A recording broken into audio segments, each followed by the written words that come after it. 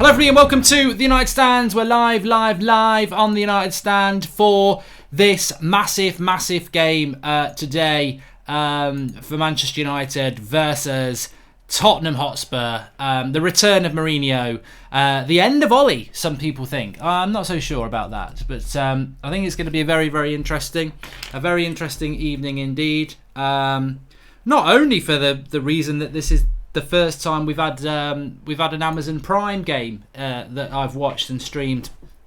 I've get my words out.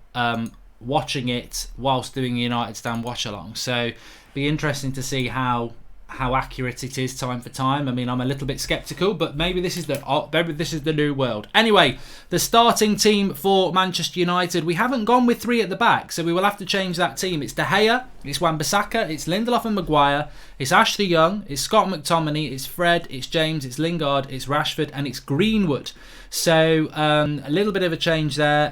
The bench has Romero, Twansebi, Luke Shaw, Williams, Garner, Andreas, and Mata. I mean, such is the idiocy of this. We're now putting two better left backs on the subs bench and putting another left back on the team. I mean, it baffles me. I'm sure it baffles a lot of you lot. I've got to change the team for you because it isn't as it is on the pitch. And yet again, I think Ole Gunnar Solskjaer is the master of confusion because I just do not get what he's trying to do tonight. I don't know why you'd bring Ashley Young back in, and yet I predicted he would do. Baffling, absolutely baffling, people. But apart from that, I mean, it's interesting that he's gone with Greenwood. I think he's trying to cover his backside at this point. I think he's trying to, play to the fans and, buy himself some more time under this lie of youth and a future, which I just do not think exists. And that's the honest truth. I don't even know what to think about Manchester United anymore in relation to the bigger picture. I really don't. But I want us to win tonight. I totally do not get why people would be pro Jose Mourinho over Ollie. He deserved the sack, and that's just the way it is. I've got nothing to say about that. He might play Greenwood at right back, I suppose. But yeah, look, Ashley Young is starting. Can I just say that the stream tonight is sponsored by OneFootball app. The link is in the video description. You can download it. It's free. It's on Apple and Android. We'll be referring to that throughout the night for the stats and what's going on. But it's a really good app that you can get all your latest Manchester United news throughout the week, or any other club that you want to follow. The link's in the video description. Make sure you give it a download. The good thing is on that is that you can predict the score and the man of the match.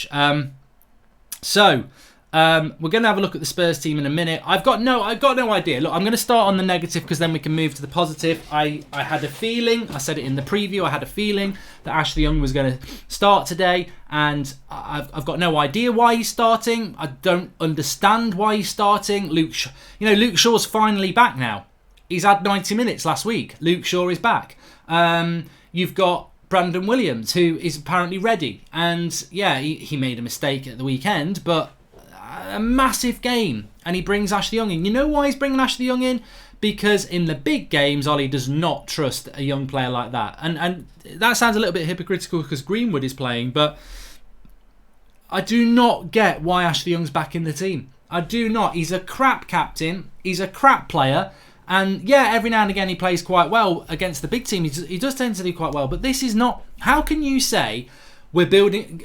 All right, so basically Ollie's plan at the moment is we're crap. We're absolutely crap.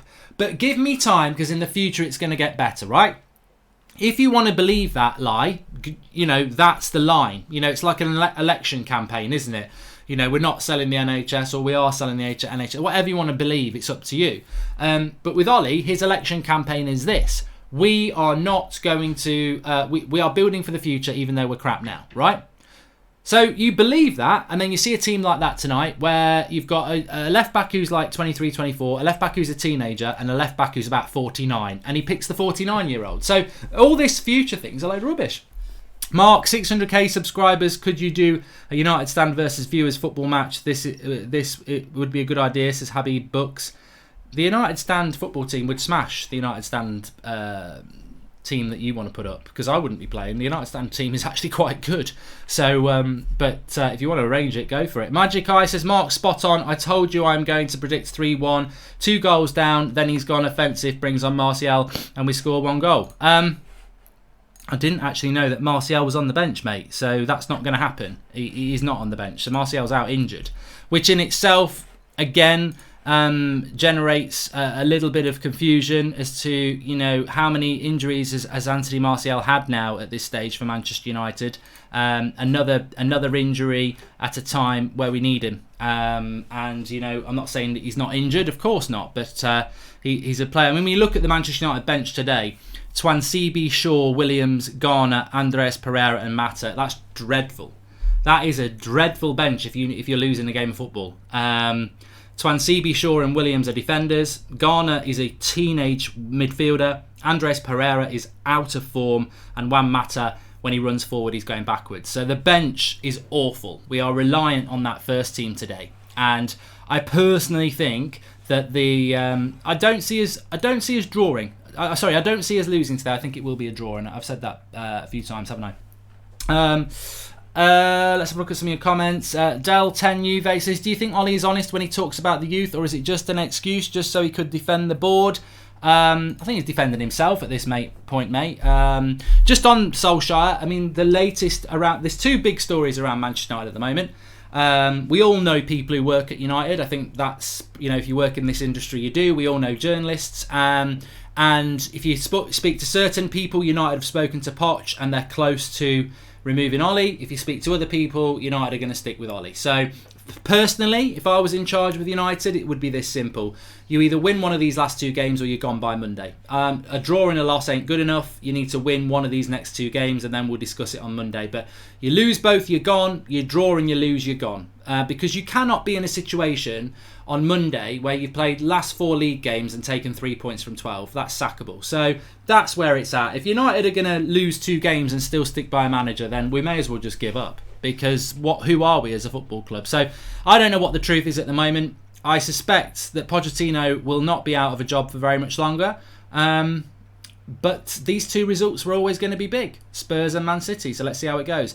Shaw was rubbish last week. Don't start young. Here we go. Smith Jones says, Shaw was rubbish last week. Don't start your young hate campaign. Give him a chance. The whole team is playing rubbish, not just young. Smith Jones, thanks for the contribution. It is your opinion. I think it's an absolutely terrible opinion. Ashley Young is about 49. He's been consistently crap for years.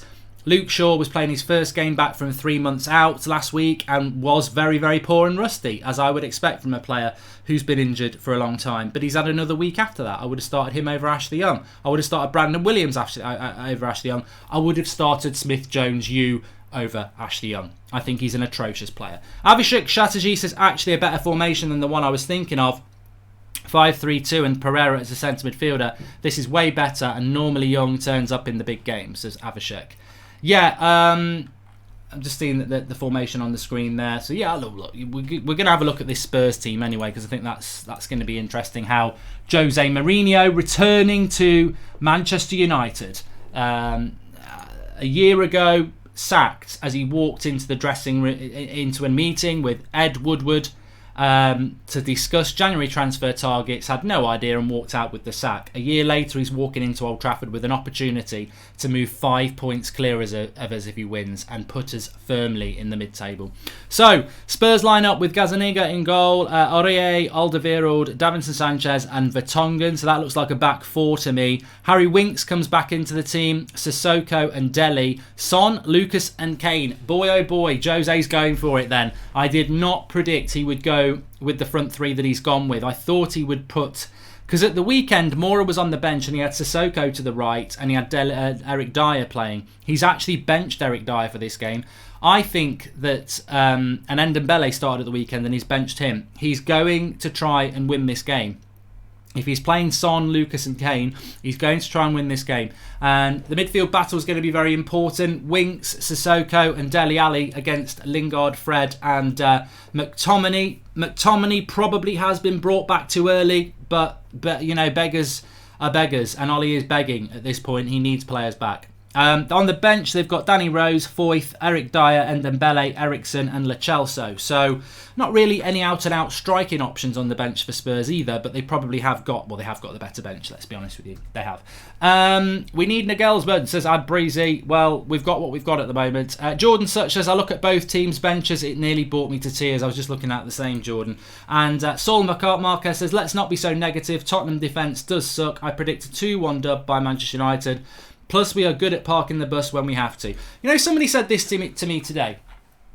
And I don't agree with it. They said, if losing today gets rid of Ollie, give Spurs the points. And I was like, no, I don't you know, Manchester United through and through, if you are a United fan to me, you don't want Jose Mourinho winning. Jose Mourinho did a lot of damage to this football club. And I think, you know, because he is box office, and it's funny, I was on the train back from London yesterday, and I listened to the whole of Mourinho's 20-minute press conference. And I finished it and I went, why?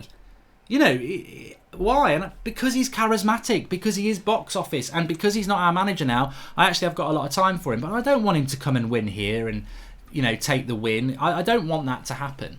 But there is a large part of me that will be very irritated if United do what they may well do tonight and win the game. I'll be very happy that we've taken the 3 points. It's important. But I'll also be pissed off because I've seen this so many times. This set of players will probably win tonight. They may get a draw against City and then they'll go and lose to Everton. Like they lose to West Ham, like they lose to Palace, like they lose to Newcastle, like, you know, like they lose to Bournemouth. They are ridiculously inconsistent, but they have this annoying habit of going and getting results against bigger teams because the cameras are on them. And it is irritating, and it must be very frustrating for Ole Gunnar Solskjaer as well. 2 options, 4 centre attacking midfielders, Mata and Jesse. How far have we fallen, says Abanaf Ray. Well, the interesting thing for me is that Manchester United, Ole Gunnar Solskjaer said in his interview yesterday, because I didn't do a press conference reaction, he said in his press conference reaction yesterday, we've been really unlucky with injuries, long-term injuries, and he named Scott McTominay, Nemanja Matic and Paul Pogba. McTominay's been out for a couple of weeks, that's not long-term. Matic, who does anybody even want Matic back, so who gives a shit? It's Paul Pogba.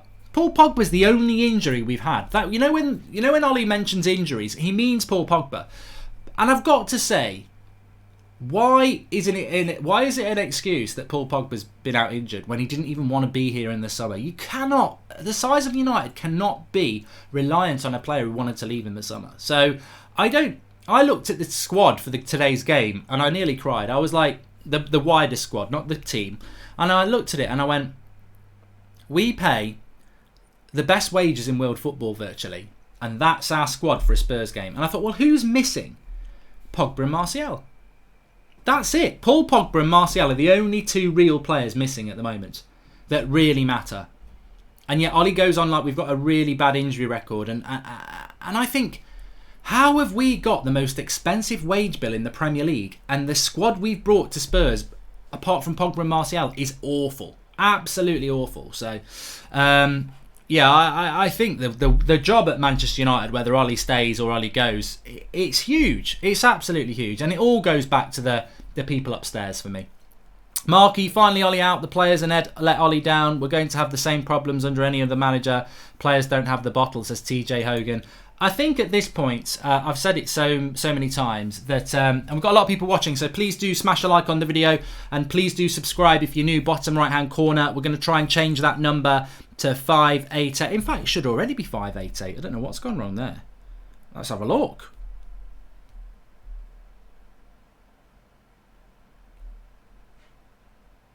$588,000. That should already be on it. We're on 588,000 anyway. Please, well, no, we're not. We're still 400 short. Sorry, can't read. So please do subscribe, bottom right-hand corner, and help us get that changed. We're live every night at 8 o'clock. We've got fan cams. It's going to be a massive few days on the United stand, so please do subscribe. We can't just wish United to lose for Ollie's sacking, says Matthias. I'm with you on that one. If we lose this evening, the board, Woodward and the Glazers will be found out. It will be irrefutable, says Red Devil Fighting. And I don't want to not take notice of that question that was just put out about where I stand in relation to Ole Gunnar Solskjaer. for me, the thing with Ole Gunnar Solskjaer is very simple. He's got these 2 games. He won't be sacked before these 2 games. I knew that. So if you're Ole out, if you're undecided, you may as well wait till after the Manchester derby, because even if we lose tonight, they won't sack him before the Manchester derby. But what I would say is this. If we sack Ole Gunnar Solskjaer next Monday or Sunday, whatever, that will be the 4th manager that Woodward has sacked. And I'm not saying you shouldn't sack him. He probably should sack him. Look, if we lose these 2 games, he's got to go. And for me, if he draws 1 and loses 1, he's got to go. So let's pretend Ole's sacked on Monday.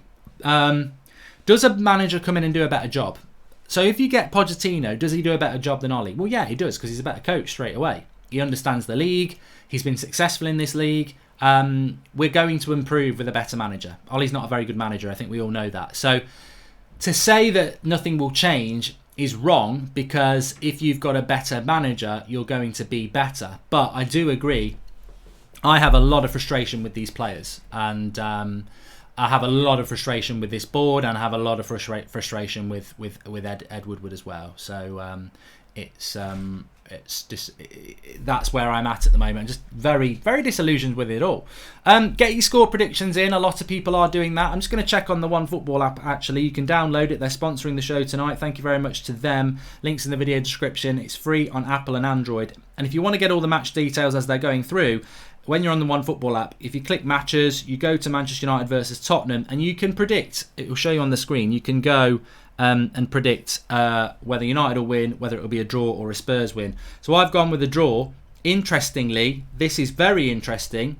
Normally, United, even if it's unrealistic, you get 70% of the people going for a United win. This is interesting on the OneFootball app. I think people are getting a bit clever on this app now, because we've got 7% of people saying it's going to be a draw. We've got 42% saying United will win, and 51% saying Spurs will win. So, you know, that's interesting that more people are going for a Spurs win. And I certainly think, and make sure you download the app, free, link in the video description. It's on Apple and Android. And I certainly do think that when you look at those 2 teams, and if you want to see the team on the left, United have gone with a 4-3-3. They've got Ashley Young back at left back. Yay! Was that convincing? Ashley Young's back, everyone. Yay! Lingard's back. Yay! You know, whatever. But the Spurs team, they've gone with that front 3 of Kane, Moura and Son, which he didn't do at the weekend against Bournemouth at home. So he's gone more attacking away against United than he did at home. Is this Jose Mourinho trying to send a message to Woodward, to United and everybody that, look, I'm not that part of the bus manager. I can be an attacking manager. It's a risk, but if it pays off, oh God, it makes you want to be sick. Lingardino is back after his goal against Astana. It's destined to be 3-2. Jesse winner. P.S. Are you happy to still have hair going into your 40s? Says Shinji Kagawa. Yes, I am. Hey Skills says, hi Mark, big fan, love your content. I hope you get the win today, as I'm an Arsenal fan, but will be tough, but I think you have a chance. Arsenal fans cheering for us. Frederick, I know why Arsenal fans are cheering for us as well. 1, because they can't stand Spurs, and 2, because they want Ollie to stay. This is it. This is the rival tactic now. Everyone wants United to win. Hate Lindelof again. Aren't we better as fans that we can't support our players? We want performance, but how if they always get crap thrown at them, says Frederick Larson. But you've just said you hate Lindelof again. I don't know what you're on about then. Magic Eye says, Ollie would be sacked by Christmas. Bruno Fernandes just signed a new contract. I don't think we should get Sancho. He is overpriced and overhyped. And Red Baron says, why can't we overthrow the Glazers? None of us wanted this club to be bought out. Aggressively push them out until they feck off out of Manchester United. Because United fans will never do that. You know, you've got too many top Reds who fight amongst each other, and too many people who win, lose or draw will go to every single game. That is their choice. Today's game is like the game against Liverpool last year. Jose's last game, win, lose or draw. Any result will frustrate. Win equals Ollie stays. Loss equals Jose digging us out, says Dipanshu Kumar. What are we going for, people? What are we going for in the live comments? I'm going to go with a 1-1 draw. Let us know what you're going for. Paul Robinson, our moderator, says Jose bought Lindelof and now, ironically, who will target him as a weakness. Football mad, you know, says, well, it's interesting, isn't it? I think that Ollie, the thing about Mourinho is he's got a massive advantage here. He's got the better 11. He's definitely got the better bench. And he's also, He knows this United team. He got the sack from basically this team. The only players that are there that weren't there for Jose are Wan-Bissaka, Dan James and Harry Maguire. Are they good enough at this moment in time to win the game? No, because Maguire and Wan-Bissaka are not match winners. And Dan James, well, he's still learning the game. So if you're Mourinho, you know Rashford's weakness. You know McTominay. You know Fred. You know Lingard. You know Ashley Young. You know Lindelof.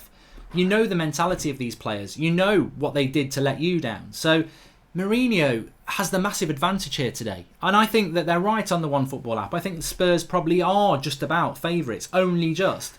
But I just think it'll be a draw. I think a lot of us feel that this is going to go, in our hearts, we feel this is going to go badly. But in my head, I'm like, I don't think United will lose this. Everyone said Liverpool were going to beat us. And I said, I don't think we will. I think it'll be a draw. And I said the same against Arsenal. I think United in these sort of games tend to get what they want. And the interesting thing about Jose is, because he's gone more attacking, that suits us. We work well against teams who attack us because then we get space in behind. I thought Jose might go a little bit more defensive today and say, well, look, you're going to try and attack me on the break. I ain't going to let you do it. But it appears to me that he looks like he might. Shady Abanasa says, not cool ignoring my last message. Could you provide some info on how to watch the game on Amazon? And where do you think Greenwood would start? Right wing or 9? I hope 9. I predict 2-1 United. I think if you look at the screen there, it's a big hint where we think Greenwood's going to play. I think he'll play at number 9. Jacob Slattery says, Mark, do you think Brandon Williams should start over Young or Shaw? PS, love the show. Yes. Look, if he'd played... If he'd played Luke Shaw tonight, I wouldn't have had a massive problem. But if you're going to play Ashley Young, I'd rather we had played Brandon Williams, to be honest with you. Mr. Martial news, any details, says Kevin Barrett. I don't know what the injury is, but it was last night that it was sort of floating around. In relation to Martial, he's my favourite player at Manchester United, but I'm going to be consistent here and say he's starting to appear to be injury prone. Like, he started the season well. We missed him for, a month or two. He gets back into the team. We have our biggest 2 games, and he's probably going to miss both. So it's just, you need, and it's probably not his fault. But it goes back to the fitness staff at Manchester United. And did we rush Martial back? Have we rushed Martial back too quick and now he's got a secondary injury? I don't know. But we picked up so many bloody injuries. You can't build consistency without that. James left wing, Oreo is a red card waiting to happen, says James McDermott. But yeah, it could change around. We'll change that formation based on when the game starts. So I don't want to say either way. And Andrew Rossi says, Jose and Spurs still in the honeymoon phase, hasn't lost the locker room yet. They will play for him today. And I can't wait to see Ashley Young whipping in crosses, says Savio Roca.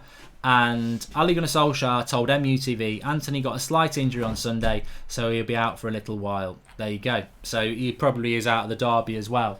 But these are excuses that Ole can use, isn't it? Ole can use these excuses and say, "Oh wow, I've got injuries, so I can't do it." Rest in peace to Bob Willis, cricket hero. Love your content, says Theo Paul. I hope that's not the one I like. Oh, it is. I like listening to him when I don't watch cricket that much. But I was watching him in the summer actually. Yeah, that's a real shame. I really liked his cricket coverage. So yeah, that is sad. Thanks for the message there, Theo Paul, for letting us know. And you know who else doesn't watch cricket that much? Happy birthday, Mark, says Darman. It's not my birthday, but there you go. Please do subscribe if you're new, bottom right hand corner. And can I just say, everybody, as well, there's a share button underneath. I think we're going to get a lot of people watching tonight, so please do share the video. Click the share button underneath. You can share it on Twitter and Facebook. We're all in it together, so there's going to be a lot of people watching this game tonight. I'm excited about it. I'm going to get Drawty on in a bit as well. I'm excited about it. We're going to be interacting a lot with the live comments as usual. And I'm intrigued. I'm intrigued by what's being said in the live comments a lot as well. I do suspect that there are people out there that really think, United fans who really think that Ollie should be gone.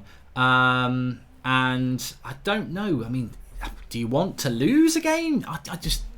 I've never understood that. Even with Moyes, even with Van Gaal, when I was Van Gaal out, I couldn't go into it. I mean, I was Van Gaal out from Christmas, so Christmas till May is 5 months. There's a lot of games there.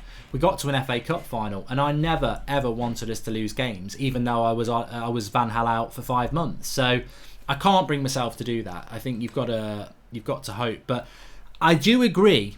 There is a lot of frustration in me at the moment, but it's not all aimed at the manager. It's the players as well. It's the board, and I think it's a tough time. I think Mourinho will show off if win or be respectful, says Hayes Skills. If Mourinho wins, he's won. He doesn't need to gloat if he wins this game. He doesn't need to get down on his hands and knees and go like that like he's done before. He doesn't need to do any of that. If I was Mourinho and I won this game comfortably tonight, you know what I would do? I would applaud the fans, I'd give the thumbs up, I'd do a press conference afterwards, and I'd say they need to back Ollie. And I think that's what he will do, because he knows while United have got Ollie, that's a rival gone. And that's I don't think Mourinho will be rubbing it in our faces because he's already won. Do one clown, says Dave MUFC Whitehead. And we'll win today, but we will have to work hard for it, says Miriam Kelly. Lose to Spurs and beat Man City, says Hazan Batti. Look, Man City game's on Saturday. Tonight it's about Mourinho, it's about Spurs. It's about how this game is going to go. But the derby is another big game. I personally think Man City are going to wipe the floor with us on Saturday, so regardless of the result today. So this, to me, that's why we've got to win today. Why can't Gomez start instead of Lingard, says Vamp's Curse. Again, we're all about, apparently, Vamp's Curse. We're looking towards the future. These lads are going to learn, yet we've brought Lingard and Young in. Very experienced players who've let us down loads of times. So we're not looking, it's all a myth. Basically, it's a myth. Whatever you think about United, this talk of the future is a load of bollocks. Because he's dropped a left back, he's dropped a young 20s Pereira player to bring in 27-year-old Lingard and 30 God knows what Young into the team. So he's scared. Every time he gets scared, he brings the experience back in. So we're not building for the future at all. Mark, you are missing the reality. Shaw was only consistent player last year and Eric Bay, brave defender. As fans, let's be positive, energetic. I'm sure this will motivate everyone, even the players, says Weddy Filippo Programmers. I very much doubt the players are on the United Stand live chat at the moment, so I think we're safe to say whatever we bloody well like, to be honest with you. It's my 28th birthday today. Can I get a shout out? Says Sean Gold. Yes, you can. And Mark, just say the words, I'm Ollie out. All you do is give the arguments for Ollie out and never say it. Says Charlie McManus. I don't know why these bunch of virgins really are obsessed with me saying Ollie out. If you're Ollie out, scream and shout and run around your house and say Ollie out. At the end of the day, why are you so obsessed by what my opinion is, which I've explained to you so many bloody times? When I'm Ollie out, I will say Ollie out. But, the world isn't in, out. The world is what goes on in between. And I've explained to you this so many times before. One, he doesn't get sacked before Monday anyway. So you may as well watch these games and just see what happens. Saying Ollie out before this game and then you win the next two, he ain't going to get sacked anyway. And you're all going to flip-flop. So for me, he's not getting sacked till Monday. So why commit yourself one way or another? Watch the games and make your mind up. But what I have said is, I don't think he's good enough. I think he's out of his depth, and I think he needs a miracle to turn it around. But what I've also said is, the problem at Manchester United goes a lot higher. Even if you sack Ollie on Monday and a new manager comes in, if they're treated the same way that the last four are, they will fail. You will be saying Poch out within 12 months, I guarantee it, if we continue down the same ownership structure. But is Ollie good enough? No, he's not, and he needs a miracle to turn it around. Where will we be if we lose, says Buster Nuts. I think we could be I don't know, I've not even looked at the league table, but I imagine, we're in 10th at the moment, so I think we could be as low as, if results go out wrong. I mean that would be another reason to sack him as well, to be honest with you. If we were to lose tonight and drop down to, say, 13th, 14th again, remember we were there before we beat Brighton and we shot up to 7th. If you're going back down to 13th, 14th again, that's twice now. That's too many times. Young Knockout says Martial was on ground after aerial duel last match, concussion, and Poch will hopefully demand a big transfer budget, which would be a big positive.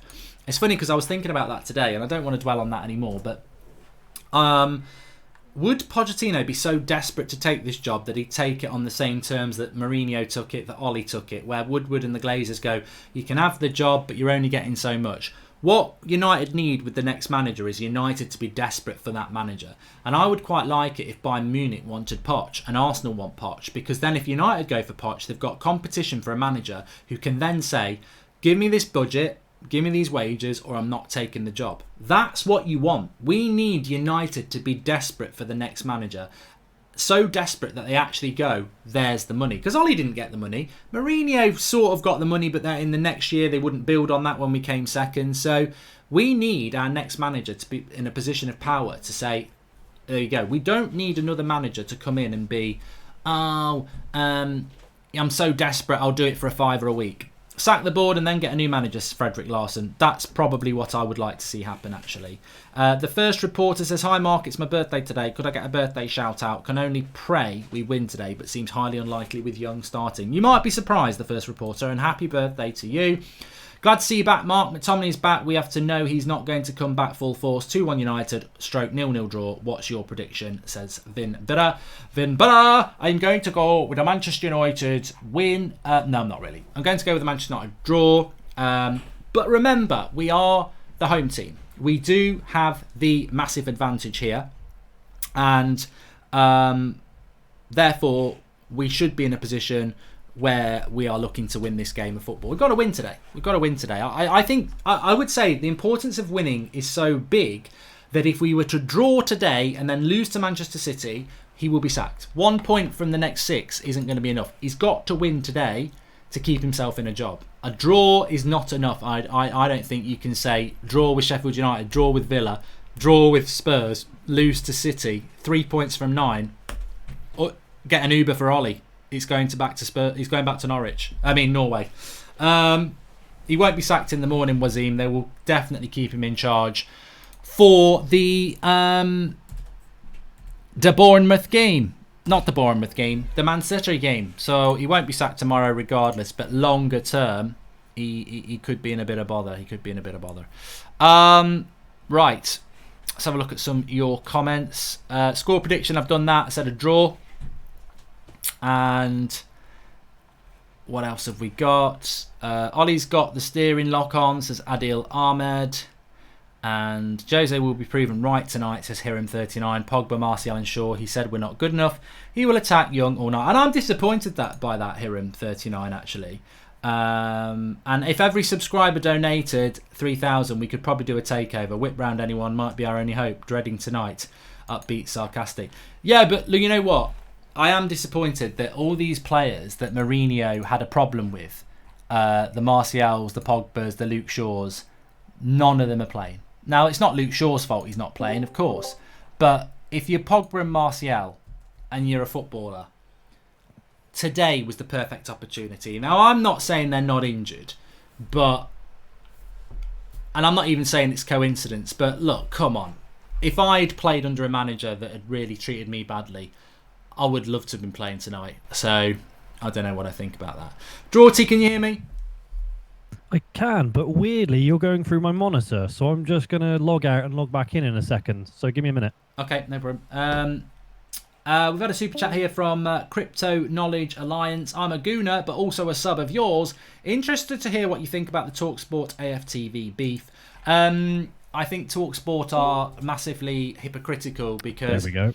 TalkSport basically had a go at fan channels saying that they're destructive and hyperbole. Mm-hmm. And yet I wouldn't be surprised if TalkSport tonight had a phone in charging you £1 a minute to call in and have your say on who's better, Messi or Dele Alli. Because that's the sort of bullshit call-ins they do and have been doing for years. And I'm not knocking TalkSport. I do listen to it when I'm bored in the car. But for them to not have a go at fan channels, I just think it's hilarious, because at the end of the day, fans listen to their show like they listen to our show, and fans are the lifeblood of football, and you're all football fans. Results depend on Rashford, Green and Mac, says Frederick Larsson. And Steve Sheldon says, interesting that the same fans who were Mourinho out now want him to win a year later. Football is now short-termism. We're all going to become Italian clubs. And Karen took the kids, which I just love that name. We're skint in midfield. Most fans would get rid of Pereira, Mata and Lingard too. We need about 5 signings in the midfield alone to be competitive. It is a very, very, very average Manchester United squad, team and bench as far as I'm concerned today. Draughty, when I look at it in comparison to what Jose's done, and he's gone attacking, I think it looks like he's going for the win. Jose's going full out for it, isn't he? I think right now it's a case of damage limitation for Ollie. Who would have thought a year on from Mourinho being sacked, we'd be in exactly, a worse off position than we were last year? I don't think any of us thought that. And I think, Jose's come to Old Trafford with a mission. I think he wants to embarrass us, which is why he's gone so attacking. How do you think it's going to go? Do you think that is going to be the case tonight? I had this conversation at work earlier, and Spurs' last 3 results have been 3-2, 4-2, 3-2. United's last 2 Premier League games have been 3-0 and 2-2. So you would imagine there'll be a load of goals in this game, hopefully like a 4-3. But you just know it's probably going to end up 0-0. But I have gone United 2, Spurs 3. I just think Spurs have got too much firepower-wise, and Dele Alli's back in form, so I kind of feel like Spurs are going to get the win here, unfortunately. Vin Barra says, every time Vin Barra does a super chat, it reminds me of this song. Vin Barra, bum, bum, ba, bum, ba. So I'm just going to do it. I'm looking at the lineups right now, and they have Kane, Son, and Lucas. There's no one we can even bring on to change anything. Mata will come on. Yeah, the bench for United is dead. I mean, he's got 2 left backs on it. Tubatoon says, once in a lifetime shot and a mistake by a youngster, so what? We need new midfielders to change the game. Tactical mistake by Ollie and Phelan, etc. Ollie in. What do you think about Ashley Young and Lingard coming back into the team, actually? Because I think the Ashley Young one, for me, I mean, look, I think he's virtually sacking himself anyway. I said this. People go, why aren't you Ollie out? And I said, to be honest with you, do you even need to be Ollie out? He will sack himself. And I think today is such a big game. And to bring Ashley Young in, he's got to win this game. Because if we lose this game or draw this game, I would know what. My match reaction's already written. Here's a man who keeps telling us to be patient when we're shit because the future's bright. And he's bringing Ashley Young in. Like, you're contradicting yourself now. And I don't get the Young thing today. I've got to say that for me was a whole new low. I mean, but Ashley Young has the potential to play well in a game like this. He does tend to do quite well in games like this. So I'm not going to say he's going to have a bad game, but I just think it's hypocritical of Ollie and his tactics when he does something like that. I don't have a problem with Young playing because he's had a few games out. Obviously, his fitness, when you get into your mid-30s, isn't as great as when you're in your mid-20s. So I kind of feel he's been rested for these kind of big games. Brandon Williams against Spurs and Jose Mourinho, very, very inexperienced. Yes, he looks a very bright young prospect, but this is too big a match for him to play in so early on, because if he does badly here, that's a bit of man management from I wouldn't say Ollie, but that's just protection. But for me, it should have been Luke Shaw. Like, he started the season with Luke Shaw. I was going to say Luke should be in this, but he's hardly played recently. I know he played against Astana, but he's not exactly up firing on all cylinders. So he's gone really with his most experienced left back, and I put that in inverted commas. As for Lingard, I don't know why he's chosen him. Because I was told, and I don't know if this is correct, but Lingard was sent to Astana as punishment. Basically, the club has told him to grow up. So that's why he was sent out there. It wasn't, to make sure he's captain of United. It was because literally that was a punishment for him. Right. But then, we heard Ollie's quotes after saying Lingard's coming back to his best. So who knows? Maybe Lingard's going to turn into Messi today and get the win. But well, he's had enough. At some point, Lingard will score a goal, and idiots will go Lingard's back. What you don't realise is we've been waiting for Lingard to do something big in a game for a year. At some point, he's going to get a chance and score, and everyone's going to go Lingard's back. But if it's like, you're going to get one sunny day, even in the rainiest summer. He's had so many bloody chances, Lingard. And I almost feel that that's basically what our manager's tactic is now. Just keep playing him and playing him and playing, and eventually he'll do something good. But consistently, he doesn't. And that's been proven. So, it's an interesting one. I mean, goals Spurs conceded were at the end of the game, says Fitness and Scripted Charath. Yeah, and Mourinho's only been here a short period of time. We know Mourinho defensively is one of the best coaches in the world ever. So, and we know that Spurs under Pochettino were quite a good defensive side. So it's not going to be long before he does sort it out defensively, if that's the point you were trying to make. And I would agree with that. So, What else? Wed Philip Programmer says, whoever is watching, let's support our team until the last minute. And energetically, it's at home. Mark, you need to work on that. Look, I appreciate the comment, mate, but you really don't understand the concept of a fan channel, do you? You cannot dictate how people feel about a game of football. There's a lot of frustration about Manchester United at the moment. I've always detested the don't support us when we're losing if you can't do, don't support us when we're winning if you can't support us when we're losing. I think it's one of the most idiotic statements ever, because it basically, you may as well get Glazer mug tattooed on your head, because it's the sort of propaganda that the Glazers want you to believe, because the Glazers and Wood would get away with it. If you're going to support the team when they're playing ridiculously crap and just go, yay, everything's all right, then the Glazers keep cashing in. The whole point of it is that this football club is nowhere near where it should be. And you should be vocal, in my opinion. But if you want to be positive, that's your right, because that's what fan opinion's all around. But don't tell me I need to be positive with a situation at this club that over the last 6 years has got steadily worse and worse because we're run by the Muppet Show. So, no, I'm not going to be happy-go-lucky, Mr. Positive. I'm not happy with what this team's doing. But in the context of tonight, yes, I want us to win. I don't think we're going to lose. I'll be very surprised if we lose, even though a lot of people in the live comments seem to be expecting us to win. LM2 Studio says, Ollie has done well so far against big teams. Hope he got this right. And Jay Singh says it's going to be the theatre of nightmares today, not the theatre of dreams. If we lose today, Ollie will have to go. I hate to say it, but results speak. Two things, Drawty. One, I think if we lose tonight, I don't think he goes, because I think it's too short to the derby and they'll give him that. I don't know what your thoughts on that one first. I think even if we lose tonight, unless it's a heavy loss, he'll still be manager. Because, you're not going to sack him and then have a caretaker for City and then bring in a new manager in the new week. I just don't think that's going to happen. And what I would say is we're losing on Saturday regardless anyway. We're not beating City. I know we've done it in the past, but we haven't even got Pogba for the miracle, and we won't have Martial, so we're not going to do it. We won't beat City unless something stupid happens, like they get 2 men sent off in the first 10 minutes, and then we probably still lose, so we're not going to beat City. Well, even if we did beat them, that hands the title to Liverpool, so it's a double-edged sword whichever way you look at it. Yeah, I want us to win. Bloody hell, I want us to win. And then the second thing I was going to say is, if Ole Gunnar Solskjaer, I mean, look, a lot of people are Ole out. I get that. I personally don't think Ole's going to be the man for the job at this point, but my anger has always been aimed a lot higher.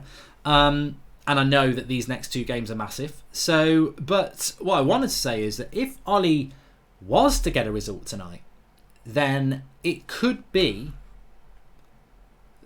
massive, because he will live off this result. If he wins tonight, he ain't going anywhere, because he can live off this result for a long time. Even if we're still mid-table, he can still live off this result. I was the man who, faced the sack, and Mourinho, the man I took over, came to Old Trafford with a better team, one of the best managers there's ever been, and I beat him. So that's, I sort of see why some United fans are like, I'll take the loss to get rid of Ole. I can see that.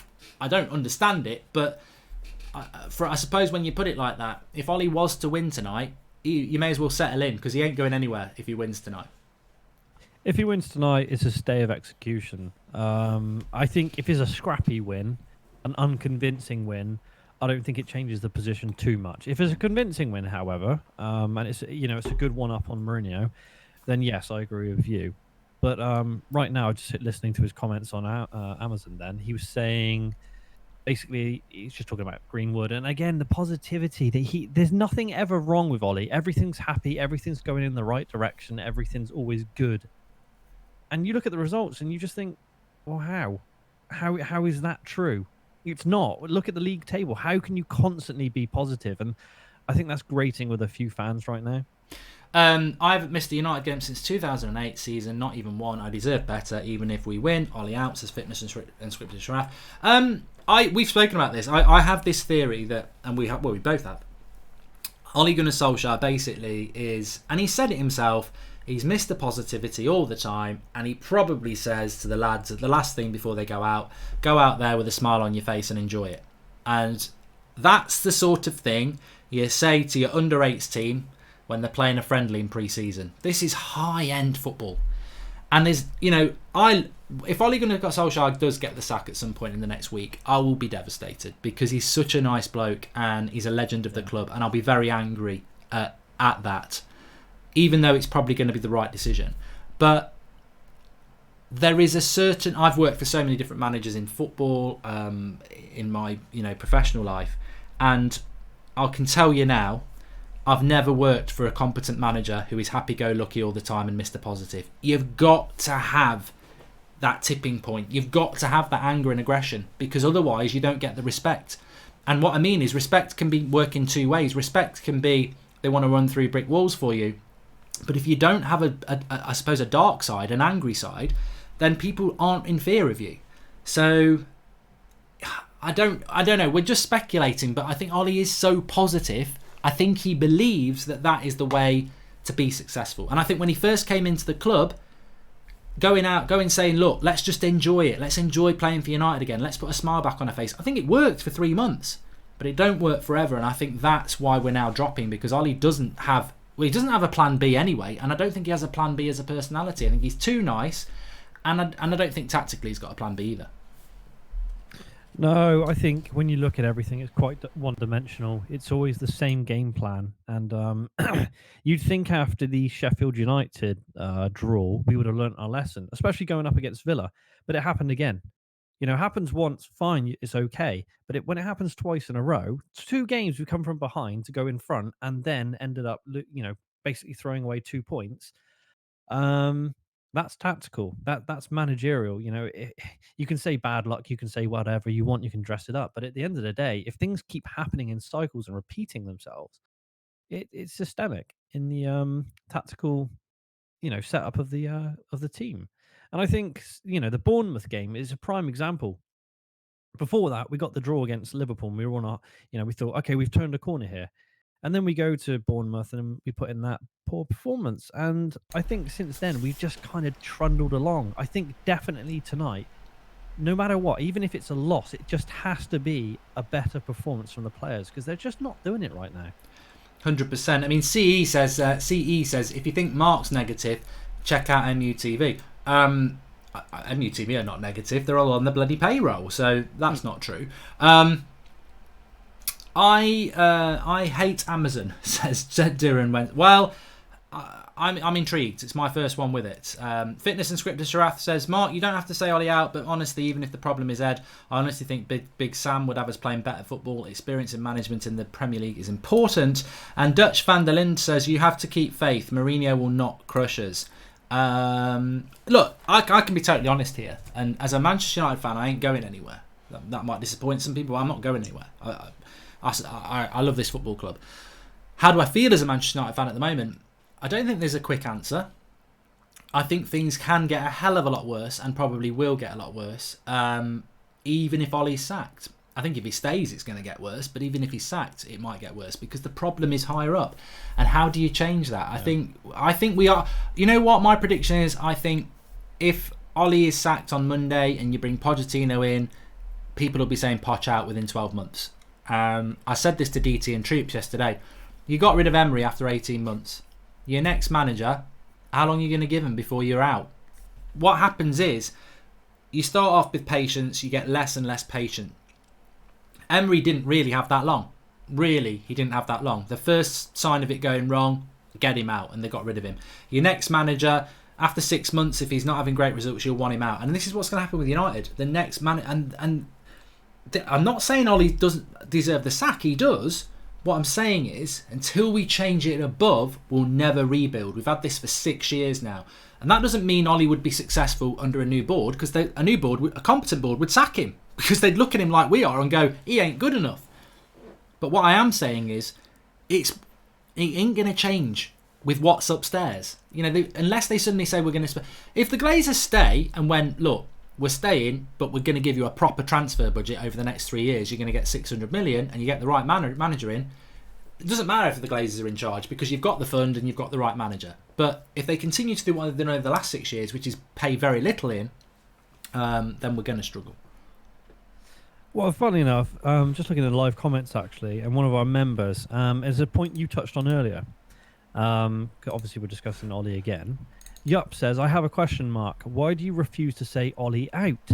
I can see how frustrated you get when we lose or draw as a team against teams we should be beating, like all of us. If you say that, it won't make you a bad person. I don't think people quite realise it's football's not black and white. And with Ole Gunnar Solskjaer, it's like knowing someone's going to be good against wanting them to be good. You want Ollie to succeed. I want Ollie to succeed, but we probably know he's not going to. You don't have to say Ollie out. Everyone seems to think you have to be one side of the fence or the other. Ollie in, Ollie out. It's not like that. Do I think he's the right man for the job? Absolutely not. Do I think he's got the tactical nous to get us into a good position? No. Do I think he's going to give us trophies? No. Do I want him sacked? Not really. And that sounds bizarre to some people, but the point is, he's a United legend. We don't turn on our own. If he gets sacked, fine, it happens. But I don't think coming out with some witch hunt saying Ollie out, Ollie out, Ollie out is going to do anyone any good. You know, you got his friends and his ex-players basically backing him. Schmeichel on Amazon saying, you know, I hope he gets more time. He won't get any more time. And if he gets sacked, really that's a failure on the club, not the manager, because he should have only ever been caretaker and he was a victim of his own success with the opening 17 games. Yeah, and I've said that many a time before, that look, as fans, we're as guilty as anybody because we wanted him to get the job and we fell into that trap, but we're not the board. And the idiocy of Ed Woodward was that he didn't need to give him that job in March. It was one of the stupidest things. He said in December a year ago when he sacked Woodward, when he sacked Mourinho, I wish he'd sack himself. He said, we won't be making any rash decisions, we'll wait till the summer. And then he made a rash decision in March and he should have waited. He should have waited. And that's what should have happened. But look, I just saw Mourinho and Solskjaer hugging there, and I always liked Mourinho. I couldn't stand him at United, and now I really like him again because he's just he's charismatic. Looking cocky though. What? He's looking very cocky on the interviews though. Is he? Yeah, he was looking rather smug, smiling. He's got his little swagger back again. And I would, you know, because he's in a better situation, isn't he? He's got a better team with less pressure. This might sound funny, but I think Uncle Ed has something under wraps for us. Wish Beckham scored the winner in the Champions League final, says Fitness and Scripture. I wonder what he was on about then, and then realised, yeah, he didn't want Ollie to score. Yeah, well, look. Get Amazon Prime 30-day free trial, says John Pete. Well, I've had Amazon Prime for ages because I like the next day delivery. But talking about promos, we are sponsored by the One Football app today. We will be using it quite a lot throughout the game. You can vote for your man of the match. It gives you all your stats there. It's free. It's on Apple and Android. The link in the video description. Give it a download. Follow Manchester United, and it will send you Manchester United news throughout the day and throughout the evening. But it's very good. It's 7 days a week, but it's very good in relation to your stats and your news. So do give it a download. Link in the video description. Murray says, Mark, I'm glad you're back. The guys were good for the last game, but there were no imaginative analogies. No one was compared to an old bicycle pump, etc. That's because the rest of the world are very intelligent and reserved and respectful, and I'm just a rude person when I get angry. So I was on that show anyway. I thought it was good. I enjoyed it. It was good. Really good effort. Ollie must go if we lose to Tottenham, says Hasnan Shed. Look, let me go back to that question because we're getting close to kick-off. This Ollie out thing. And look, subscribe to the channel if you're new. Bottom right hand corner. We're trying to get up to 588,000 tonight. Change that number to the top right. No, it's dropped. There's been a cull of member channels on YouTube. So please do subscribe if you're new. Bottom right hand corner, and please share the video by clicking the share button. But what I was going to say is, people get obsessed with Ollie out. I had this with Jose about 18 months ago, and I had it with Van Gaal when we first started. Been doing this for 5 years now. I was Van Gaal out 5 months before he was sacked. Got a lot of stick for it, but said it. Mourinho, I was late, but I was Mourinho out after West Ham. Still 2 months of being Mourinho out. This time, I'm not scared to say it. Ollie out. Oh, I'm Ollie out. But I'm not. That's the thing. Everything in me, if he wasn't Ole Gunnar Solskjaer, Manchester United legend, I would be Ollie out. I'll totally say that is the reason why I'm not. But another big reason is, I just cannot stand the board and Ed Woodward, and that's where my anger is. And I cannot stand a lot of these players as well, because what we forget is this is basically the same set of players again letting another manager down because they're not good enough. And again, that goes back to weak ownership and weak recruitment, because Mata should never have been given a new contract. Jones shouldn't have got a contract. Pereira shouldn't have got a contract. And that's all happened in the last 6 months. Lingard, they're begging him to sign a new contract. Why? Because he dabs and sells merch. Like, the club's a bloody mess, and the players are a mess. And Man City and Liverpool are running away with it across. They're probably the two best teams in the world. How many of their players are on social media? How many of their players, are dancing kings. They're professionals. We haven't got a team of professionals. So the club, no, you're right. The club is. I cannot overemphasize how it's not about just being Ollie out. And I think a lot of people use Ollie out for all their frustrations. For me, there's so many angles. And I almost feel like even if I did say Ollie out, it would be a disservice. It would almost be a cop-out to say Ollie out because it's bigger than that. And he does need to go, but so do many others. I mean, look, there's Mr. Plonker Pants there. Ashley Young walking out with a captain's armband. What? How can that be about the future? Oh, it doesn't matter that we're crap. It's all about the future. And then you put Ashley Young back in the team as captain. Ridiculous. Absolutely ridiculous. And I tell you what, this is the problem I have. And I don't know whether anyone else relates to this. This is the problem I have. I look at that United team and half of them make me angry. And that your team players should not make you angry. And before a ball's kicked, I look at some of them players and I'm angry. And I'm angry because I don't trust them. This has been going on for 4 years. I said it after the Cardiff game last season.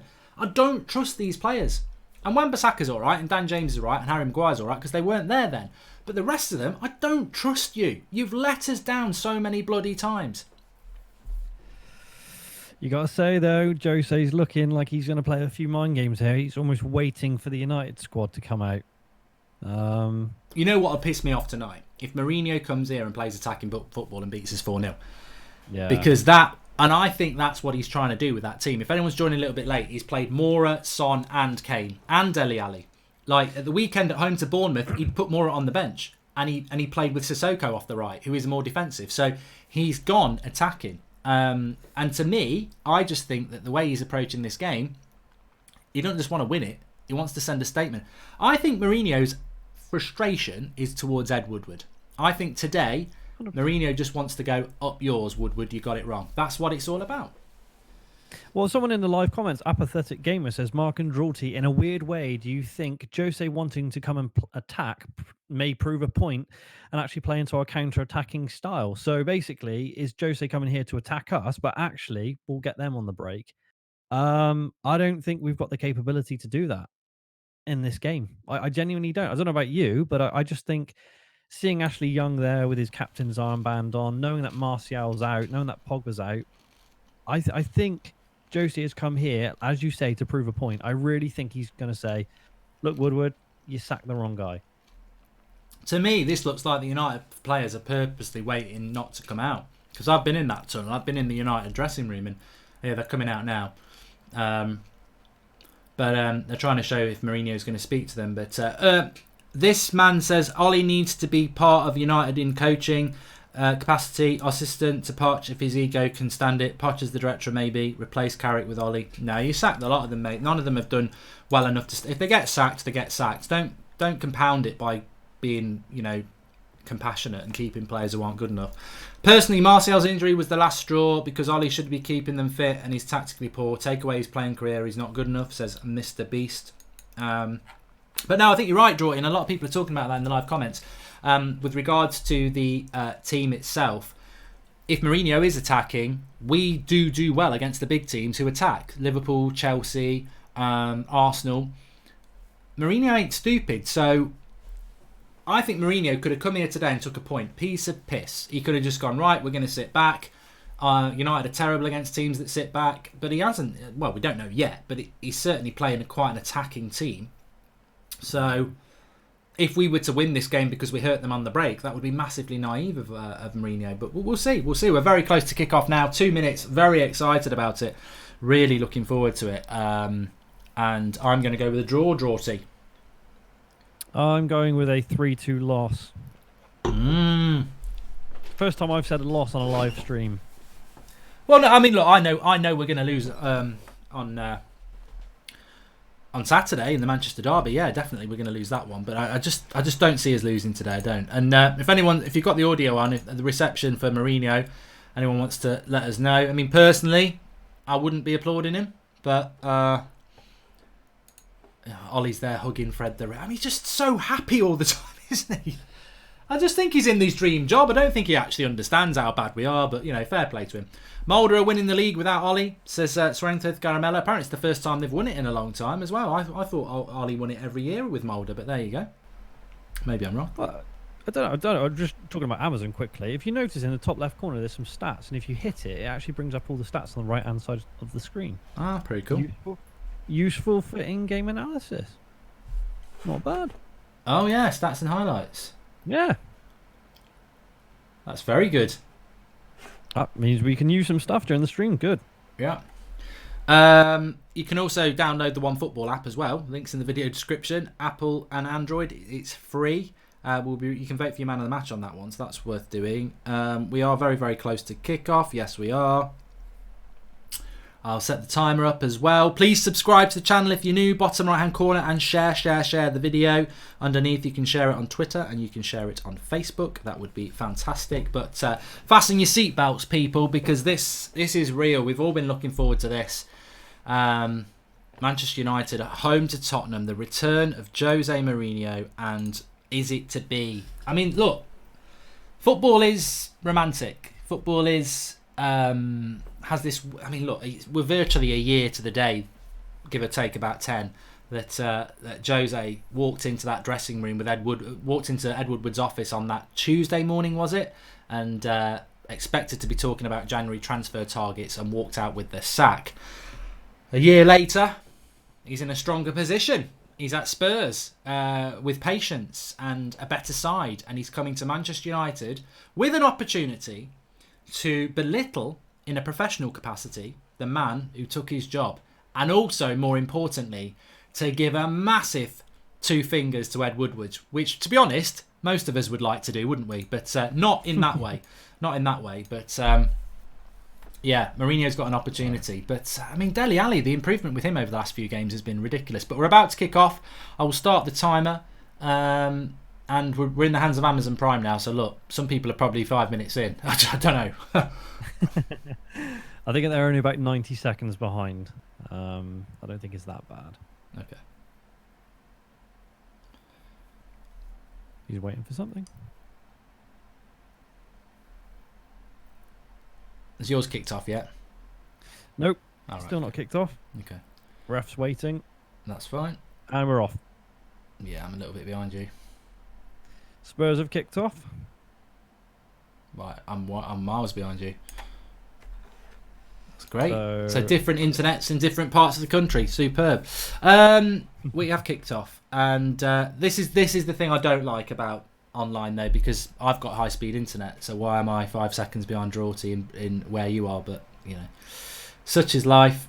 It's all right. I won't ruin the goals for you then. Yeah. Well, yeah, that would be nice. Especially if you want my instant reaction. I'll tell you what I'm going to do. I'm going to just close it and start it again, because that might... Lingard out on the left. Rashford as well. Thrown to Spurs. United trying to press a little bit high already.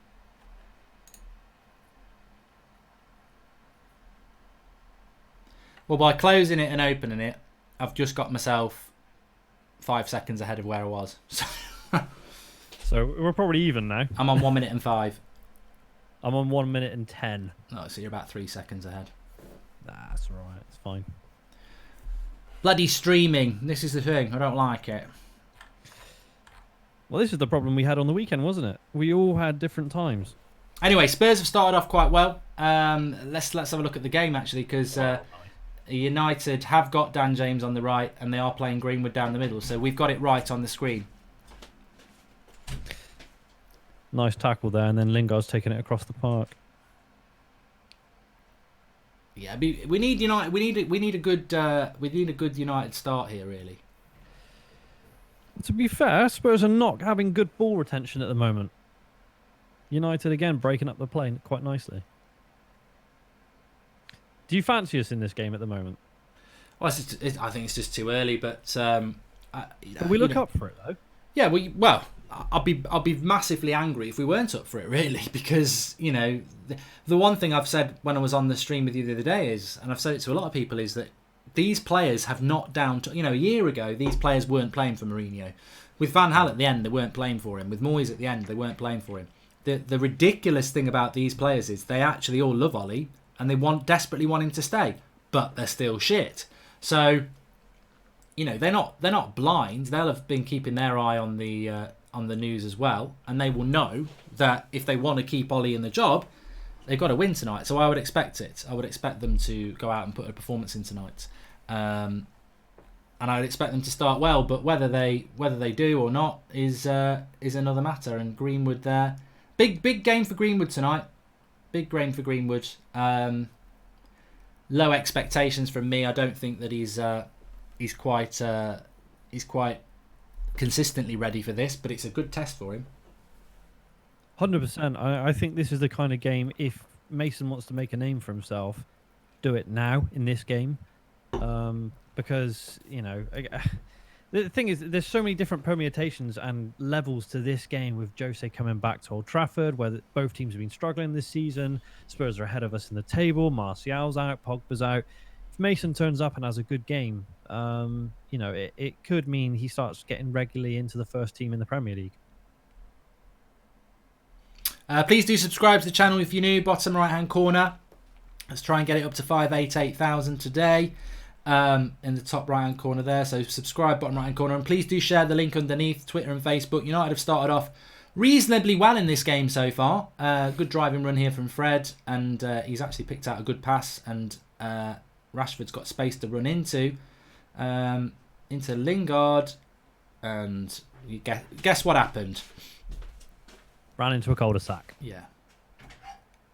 I was saying this to Ranches today, because he quite likes Lingard, and I said, look, I don't dislike the guy, but he's got absolutely no creative brain at all. That's why he doesn't get assists. He just hasn't got the ability to do it, and he's just been knocked. He's got no upper body strength as well. He's just knocked off the ball there. He's just not a Premier League footballer, is he? He hasn't been for a long time. I don't even know what level Lingard's at the moment. I mean, some people say Everton. I don't know.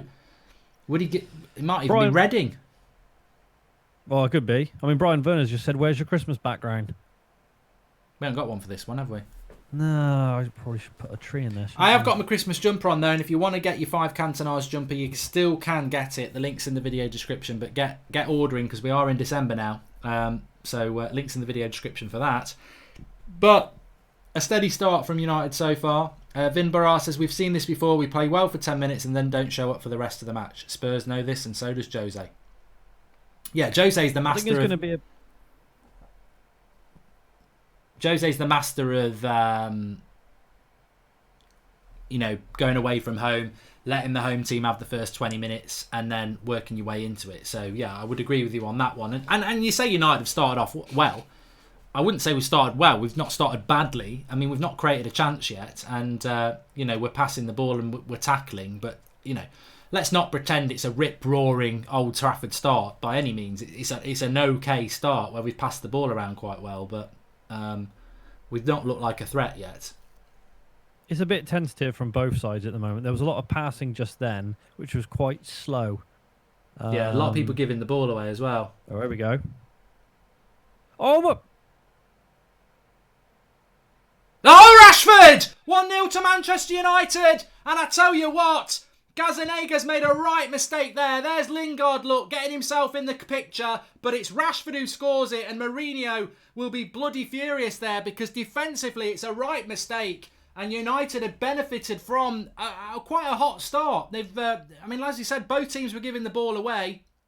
It's Lingard who pops in. It finds its way to Rashford, who just shoots. I mean, keeper's got to do better there. But it's a dream start for Manchester United. And it's a dream start for Ole Gunnar Solskjaer. Rashford, I mean, look, it's a good start for Manchester United, but it's a shocker from Spurs.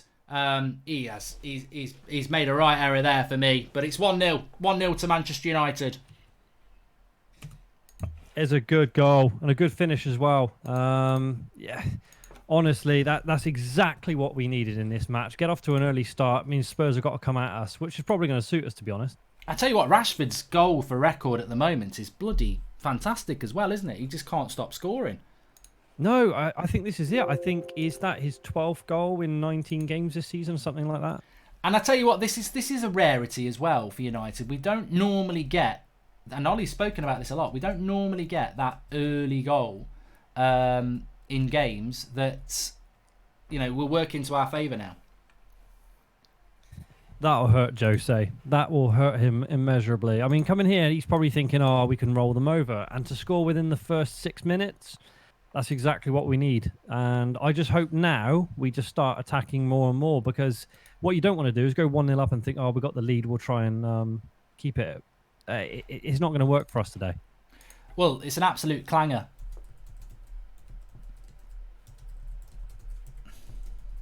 Haven't seen the replay yet, so I'll have a look back.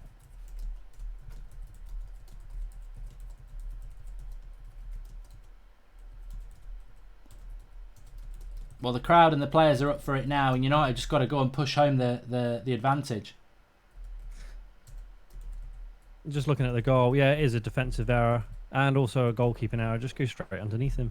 But, football is about luck, isn't it? And Ollie, I don't believe United have been unlucky this season, but Ollie seems to think so. And he's had a bit of luck there. So, we're 1-0 up. If you don't shoot, you don't score. And, keeper should have saved it. Fred's had a good start. A few people talking about him. I think he's had a very, very good start, actually. But, there's no excuses for United now. You've got an early goal. You're 1-0 up. The crowd's behind you. It's a massive game. You cannot let this drop off now. If they were to go on and not win this from this situation, there's huge problems. They've got to go on and win this game now. No doubt about it, the keeper should have done better. But if you don't shoot, you don't score. You've been given a golden ticket. Take it to Willy Wonka's, because that's, Jose's plan's out the window. And United's plan is in the window. So, Mark, United have dropped 12 points from winning positions this year. Only second to Villa at 13 points. I hope it's not going to be 15 points today. So it's never going to. Yeah, but haven't United got this thing where if they're winning at half time, they've never, ever, ever lost a game in the Premier League? Dan James with the cross. I think it's only 7 draws or something like that in over 200 games as well. So half time, if we're winning, we won't lose probably. Well, you'd hope not. More just down the right there. Good defending from Ashley Young, actually. I don't know why Lindelof let that go there. Bloody hell. Good job Maguire was behind him. Well, I think Spurs now, they know they've got to do something. And it's brilliant from a United point of view, but actually it just sets the game up brilliantly anyway. You want an early goal. You want it to be to your team. Liverpool or Everton for the win, says Nisa Pong. Liverpool will win that. Yeah, well, the thing is, Liverpool just on that run at the moment. It's got to be their year, unfortunately. The thing is, it's perfect for Manchester United this as well, because we've got... that's a free kick. That's a late foul by Fred there. And Fred does pick up a lot of yellow cards. I don't think he's going to get one here, but it was late on Harry Kane. It was clumsy, but it wasn't malicious. No. And... this is perfect for United now. You're 1-0 up. A team's going to attack you at Old Trafford. We're very good on the break. I did say I didn't fancy United to lose today. I know it's early days, but I didn't think it was. Just lining up this free kick at the moment. You're just hoping because Harry doesn't normally score them, so I'm kind of a bit like, please, not now. Well, no, I'd be more worried if Eriksen was on the pitch, to be honest with you, and he's not playing particularly well either at the moment, so I'd be surprised. Although De Gea does seem to have this thing of letting in, well, not letting in, but having people score good free kicks against him. I remember Ward-Prowse doing it against him at Old Trafford last season, but over the bar. Over the bar from Kane, and I think De Gea had it covered anyway. So, cracking start from Manchester United. They're 1-0 up. Keeper's made a bit of an error with it. It was a crap free kick by Kane, by the way. And United looking comfortable at the moment. I think at the moment this is just perfectly set up. And to be honest with you, the other improvement from the Villa game is we haven't conceded straight away. Yeah, I mean, I've sort of rubbed that Villa and Sheffield United game out of my psyche. They did dominate us. United definitely have a plan. Well, we know what our plan A is, and to be honest with you, if it gets us the points today, it gets us the points today. It's worked out quite well. But United just picked the ball up and hitting the long ball. That's what we're looking to do. Pace of James there, and then he just gets taken out and straight into Mourinho. Mourinho's limping now. Brilliant. Poor old Jose. And Dan James is down. We got Doritos. Crisp. Harry Winks into with a yellow card there straight away, so that's good. It was, at the speed they were going, he just took him out.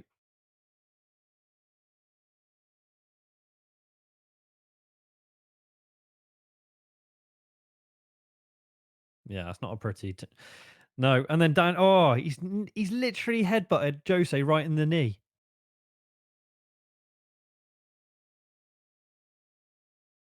He'll be a hero now.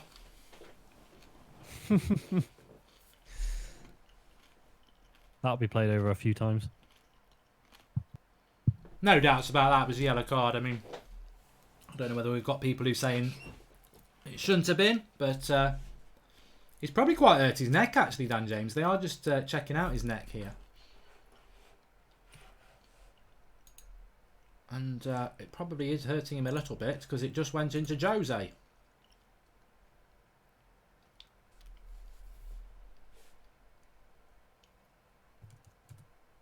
So, United 1-0 up, 13 minutes gone.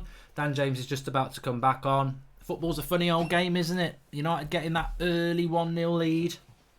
Spurs looking a bit ragged.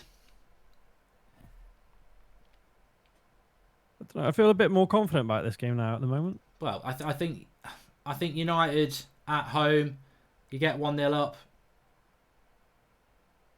McTominay's looking like he's moving around well as well. I was a bit concerned about have we rushed another player back, but I think actually he is looking like he's fully fit back, which is important. That midfield's been busy. It is the two holding midfielders. I don't like playing two holding midfielders as a United fan, but it seems to be the Ollie way now. He's totally moved away from that first 3 months of having one holding midfielder and two box to box.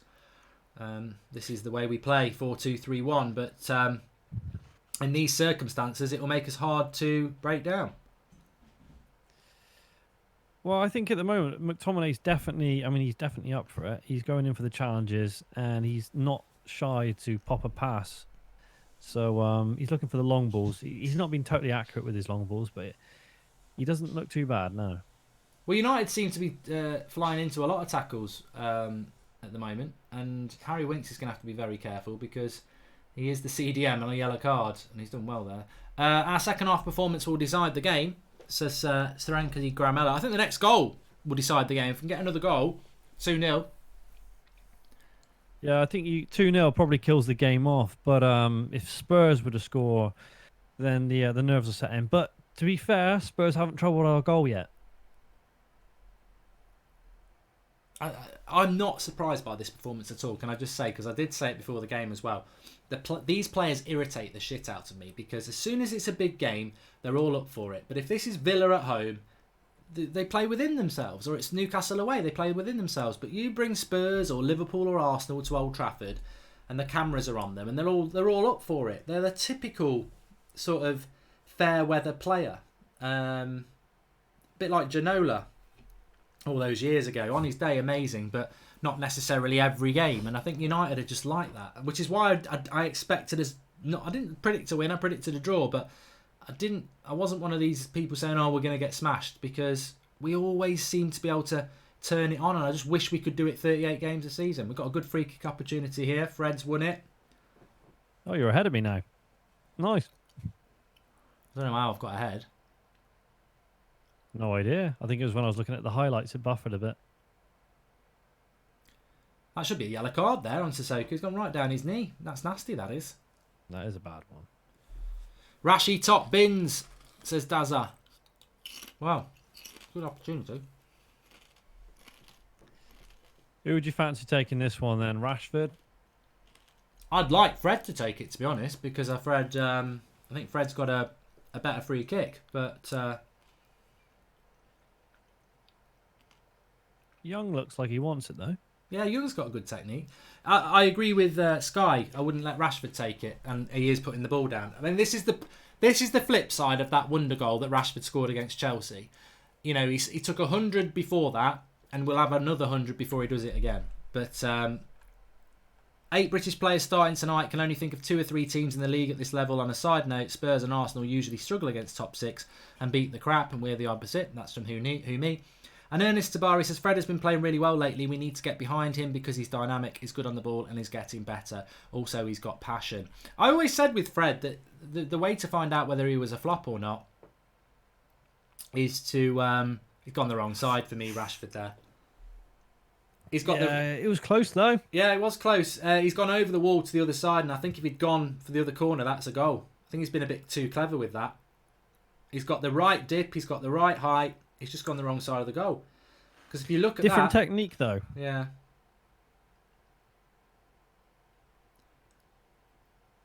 Good effort. I forgot what the person was saying there now. Yeah, Fred. I think with Fred, it was just about giving him a run of games. And we seem to be... Mourinho never really wanted to do it, and Ollie sort of didn't want to do it, but he's sort of been forced into it now. And I think United are better for that. But Spurs not even had a shot on goal yet, so good start fight from United defensively. And we know, this is the thing, United from this position, we should be winning this game, because defensively we're normally quite good. We just can't normally get that early goal. So now we've got that goal, and I think United set up quite defensively anyway with this counter-attacking football. So, but here's the thing with Spurs recently, they have gone down behind quite a few times. Yeah. The first game they were 2-0 down, didn't really look like threatening goal, and then second half they came back and won 3-2. So, you know, there is a danger element here with Spurs at the moment.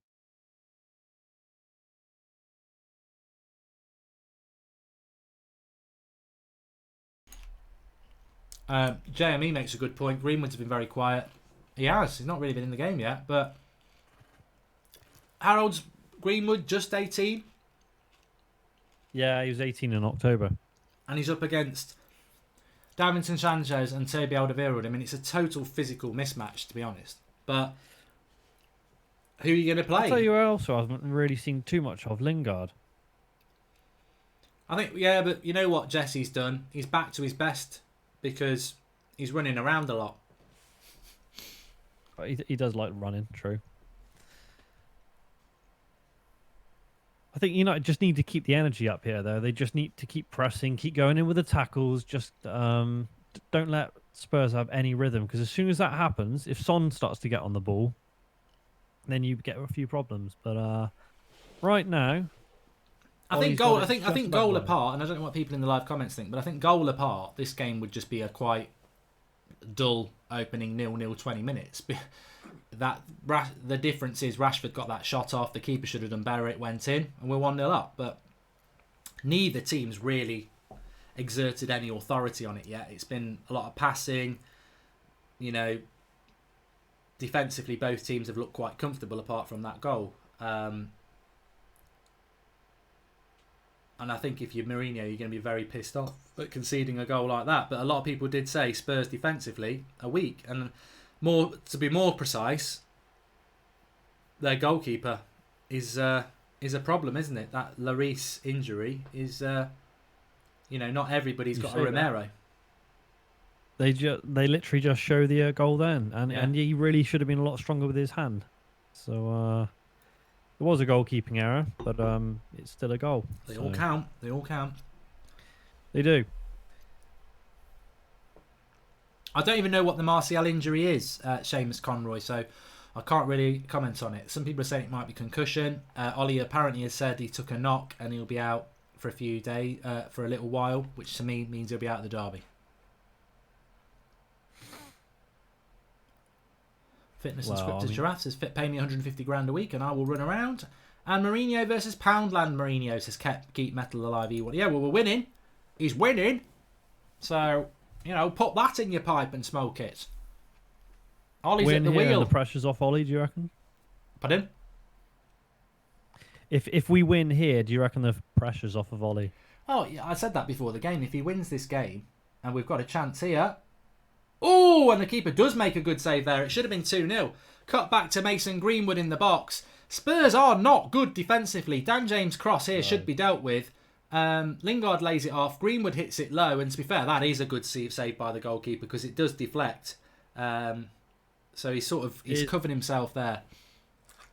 could have easily squirmed in. Corner to United. We never score from corners. I always say this on purpose, so hopefully we will. But we're rubbish at corners. Recently, not many. No. No, that was really rubbish. That was terrible. pathetic. I mean, if I was Harry Maguire, I'd actually walk across to Dan James and push him over for that. I'd be like, I've got the best stats before I came here for winning aerial duels, and you've just done some shit pass into the box. Whip it in. What I want to know is, back in the World Cup, Harry Maguire was leading the line on that love train corner routine. Why don't we do that? I know. Oh, that was dreadful from Fred. I thought that Harry Maguire, I really didn't think we'd be approaching Christmas and he wouldn't have scored a header. Yeah. Lingard. Just. Oh, that's shit. He literally just fell over. And now he's limping. No, he seems alright. We won't get that lucky. I think if Lingard went off, we'd be a better team. He's not. For me, he's not had a very good game so far. Although technically, he'll probably claim an assist on the Rashford goal. Look at Daniel James here, though. He's now over on the left-hand side of the pitch. He's run all the way over from the right just to make a tackle on the left. S. Russell says NDL. He must run on Duracell, Dan James. I think they all need to. You know, you 1-0 up. You know, basically gifted a goal. Although I don't really want to say that because it was good shot by Rashford, and you know he's put it on target, and you know a lot of goals go in like that. But we are in a very equal game. We've got the advantage, and I think we need to push it home. Spurs just aren't threatening at the moment. I think we've had. Well, I mean, we can have a look at the stats, can't we? Oh, Rashford just hit the bar! Bloody hell! They are mad. I don't know what they are doing, and I don't know what Rashford's eating. He's definitely had a couple of Weetabix because they're just standing off him. And I was like, how can you stand off Marcus Rashford from there? They stand off him from 30 yards and he just smacks it dead central, but it whacks the bar. I don't know whether the keeper gets a hand on it. He might have made a worldy save there, but they're idiots. They're just standing off Rashford and he's like, I've got my eye in. I'm going to shoot. Could have been 2-0 there. Well, easily. I was just looking at the stats then, and it's 54% possession to us, 5 shots to their 1. Well, yeah, and you think about the Greenwood chance as well. Yeah, Spurs are shots United on target are a better too. team at the moment. Well, at the moment, Spurs haven't even had a shot on target after 25 minutes. No, this is United need to get that second goal and just keep this tempo going because this game, although very surprising, some would say, is there for United to win. They're getting destroyed, says Tony. Tony. At the moment, look, McTominay's just passing it around wherever he wants. Well, the Mourinho bubble might be bursting a little bit sooner than we thought. Well, he did lose against Chelsea in his first match for United, didn't he? Well, his first match at the Bridge. You see, this is where Lingard's useless to me. We've got them on the edge of the box, and he's had a couple of passes into him, and he's just laying it backwards. 1-0 to Chelsea. Tammy scored. I didn't even know Tammy Abraham was back, Joel Morris. Thanks for that. Well, that's good for Chelsea, because I think they struggled without him at the weekend.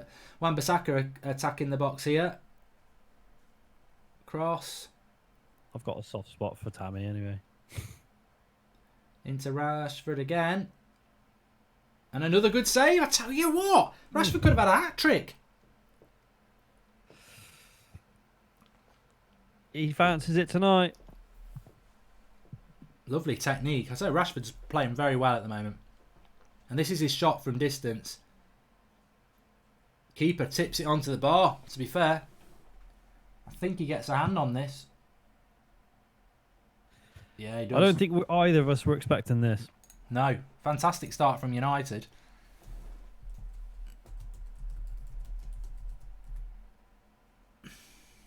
They just need to get that second goal. Well, they can't get out at the moment. Look at us. They're just chasing the ball down. 3 of them around Lucas Moura there. And then straight back in the opposition third, we've got the ball back. This is like Spurs under Poch at the moment. You know, towards the end. They're absolutely all over the place. And, you know, the one thing about Jose is he won't mess around. I wouldn't be surprised if there's a sub coming in soon because this game will be out of the reach very, very quickly. Please do subscribe to the channel if you're new, bottom right hand corner.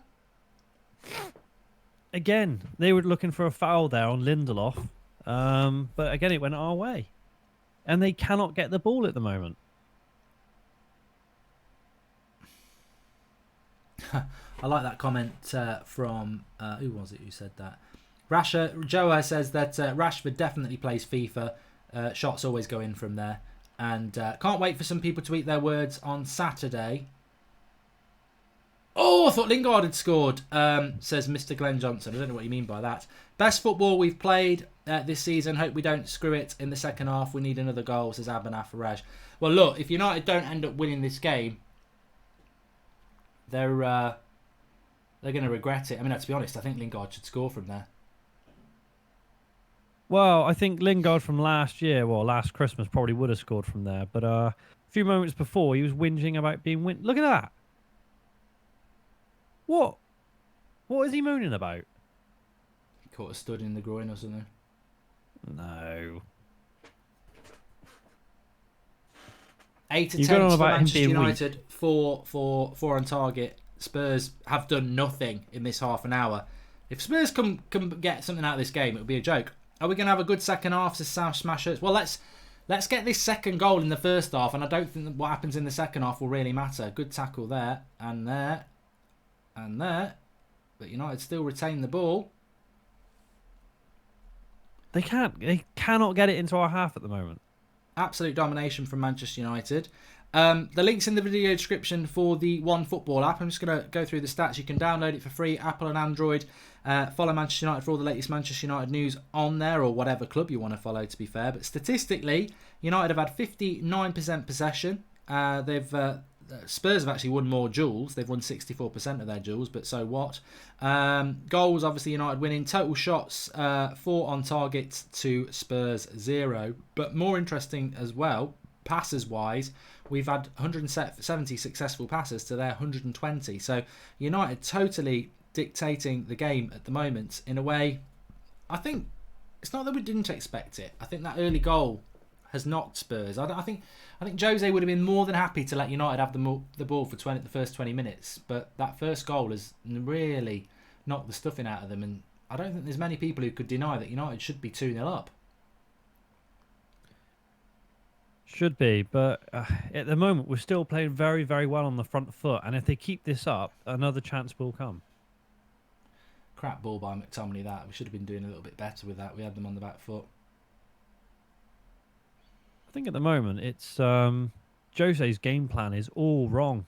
I don't know what he said, but they don't look nervous, Spurs, but they cannot get through our defence, and I think we're just playing a very, very aggressive pressing game at the moment. Well, it's working for once, isn't it? I think also the Spurs, I mean, they've got to be attacking because they've got to get back in the game, but I think their attack isn't doing anything, and their attack is Dele Alli and 3 others. So when those 4 players aren't doing anything, it's a struggle. Well, Dele's done nothing so far in this match, and I see Kane there had a chance. Straight away, we're on to him, and now Dele's got the ball for the first time in a very long time. I don't know if we're good or Spurs are shit, but I like what I'm watching here. Probably the most positive game we've had in a long time. Ciceranthe Garamella. And that will go for a goal kick. So United have a chance to regroup after half an hour. Manchester United leading 1-0 if you've joined us a little bit late. And it's Rashford with the early goal, but he could have had a couple more, to be honest. And Greenwood also, very good save by the keeper. So I think regardless of the fact that Spurs goalkeeper was at fault for that first goal, United easily could have had a couple more. So well worth their 1-0 lead. I think it's very important that we get the second goal because we're so dominant, says Telsman, and why can't we play like this always? Well, it irritates me, to be honest. We're playing like this because it's Spurs and it's Mourinho. We were against Villa at the weekend and we were atrocious. So these players need to have a long, hard look at themselves tonight when and hopefully when they do get the 3 points, because they're capable of this, but they're so inconsistent. They can't do it against the crapper teams. A lot of time left, but it's like we're possessed. No denying that Mourinho did some players very wrong. Seems like their desire showing through because of that, says KB Sutton 3. I also think it's probably because they all love Ollie, and they don't want him to get the sack. So they're probably playing for him as well. Shame they didn't do But that then from the they start. should have been. Yeah, but then they should have been playing this much better for all the other games. If they really love him that much, they should have been playing much better. I don't see why it takes Spurs and Mourinho coming to Old Trafford for them to suddenly be up for it. I mean, even Ashley Young's having a good game. Mohammed Salim says McTominay is making the difference for us. To be honest, I think Fred's having a better game than McTominay, but not that McTominay's having a bad game. I think it makes a difference because he hasn't got Pereira next to him, so the midfield is stronger. Someone just said you both need to restart your Amazon Prime. You're way behind. Well, I think we're about on the same at the moment, so it's okay for us too. I do keep stopping and starting it just to see if it knocks me any further forward. I'm not a fan of it, to be honest, in relation to. See, I'm actually. Well, no, it's not made any difference to me there. Spurs are on the attack anyway. First time they've had any meaningful kind of pressure in our half, though.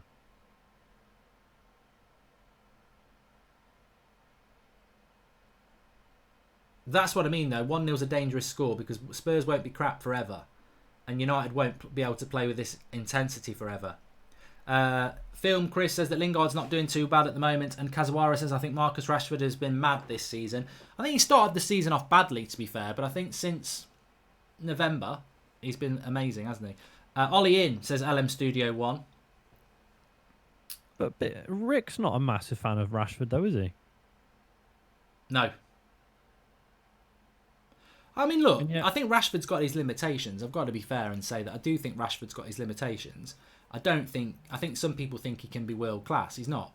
He's the sort of player who could be like an Andy Cole or a Teddy Sheringham. He can be a very, very good player, but he's not going to be. He's not got world class potential as far as I'm concerned. Mark, would you agree Lingard has been phenomenal? Says Ali K. No. I'd like to have a drink of what you're drinking, but. No, I think Lingard's been okay. I wouldn't say he's been brilliant. He's given the ball away a lot, but he should have scored. I thought that was a very good opportunity and a bad miss for somebody shooting in the box, to be honest with you. I know a lot of people were going, oh, it was so close. He's got to score that for me. Should have been 2-0, but there you go. That was a bad through ball by Wan-Bissaka there. But, we were talking about Ashley Young at the start, and you weren't happy he was starting. To be fair, I think he's had an okay game so far. Be interesting because Alexi Texas says we're starting to drop off now. Hopefully it's just a little bit of let's have a 5-minute breather and go again, because we can't lose this intensity. We've got to keep at it because it's worked really well. The thing is we're not used to playing this. I mean, how much energy have we expelled in the first 35 minutes compared to other matches? A lot. There's been a lot of running from Dan James.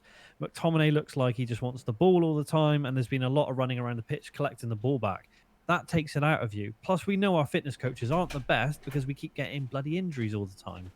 So, well, you raise a good point there, because I've said that the reason we don't play two good halves is because we're not fit. We're not fit. Today's going to be a real test. Well, I think the second half is going to be really where it's at, because I think the guys can maintain this for another 10 minutes. But I think after that, Spurs might have a few more opportunities. I don't think Spurs are out of this yet. I think if we get the second goal, they're out of it, because I think their heads will drop even further than they have. But yeah. Is it true that Man United lose and Ole Gunnar Solskjaer's out of a job, says Kazawara? Well, no. I think if Ole Gunnar Solskjaer wins, he will be safe.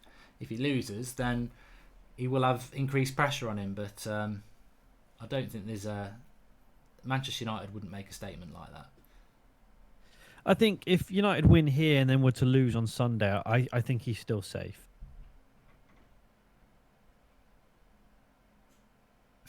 So funny, I'm just reading the comments. Yeah, Ollie in, Ollie out, Ollie in, Ollie's at the wheel, Ollie out.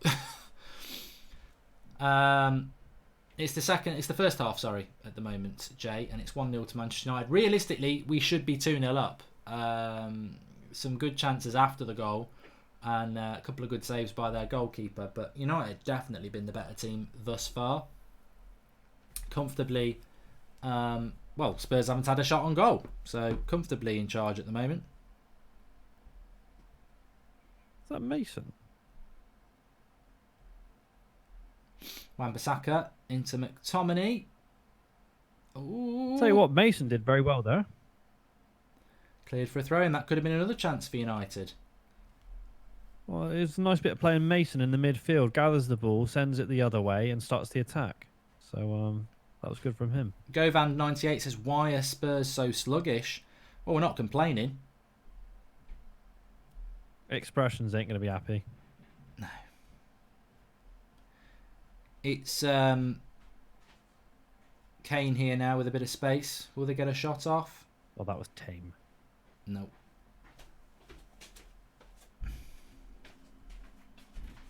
I don't know why Spurs have been slow sluggish, really, because Son.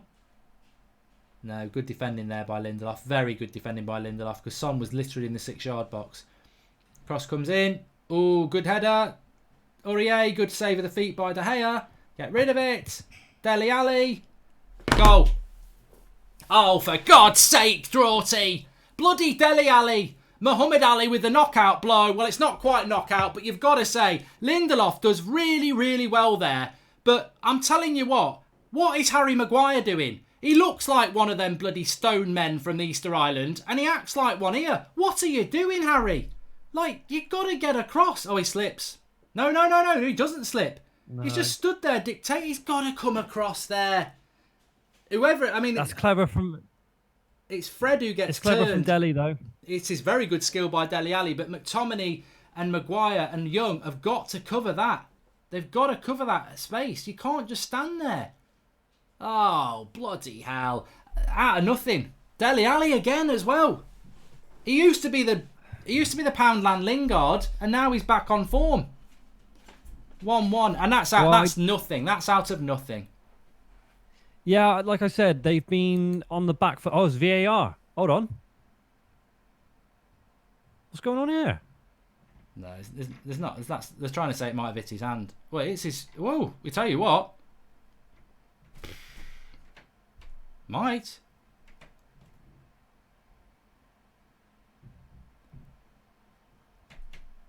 I think, again, a little bit like the Sheffield United game. Is the top of your arm your hand again? Or is it his shoulder?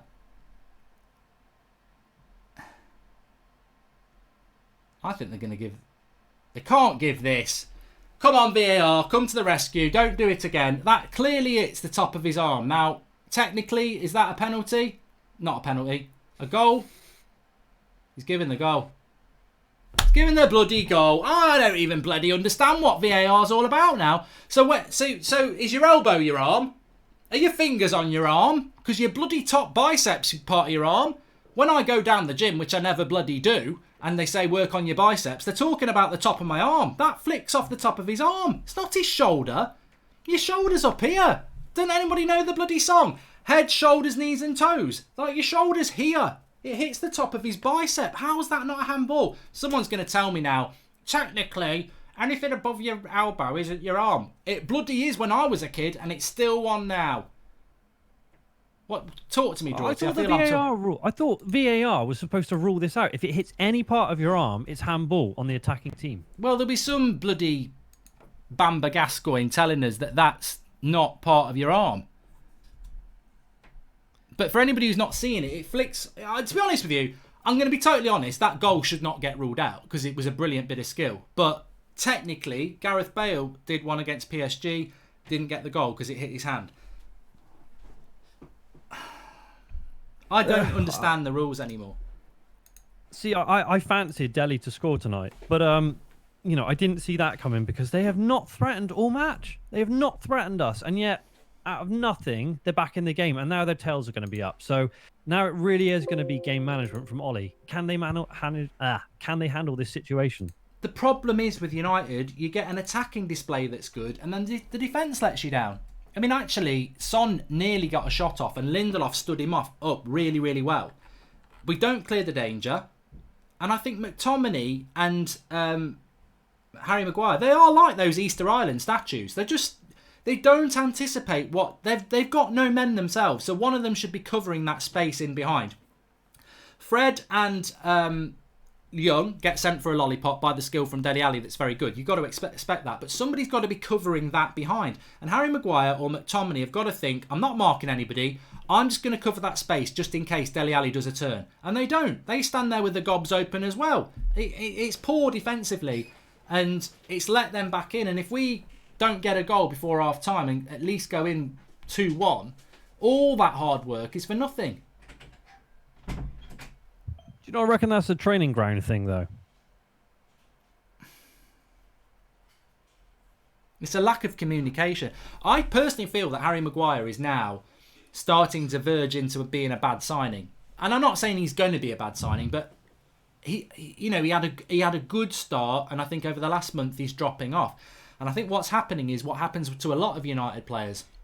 They come in, they're overawed by the club, they love it, they're excited, their form continues.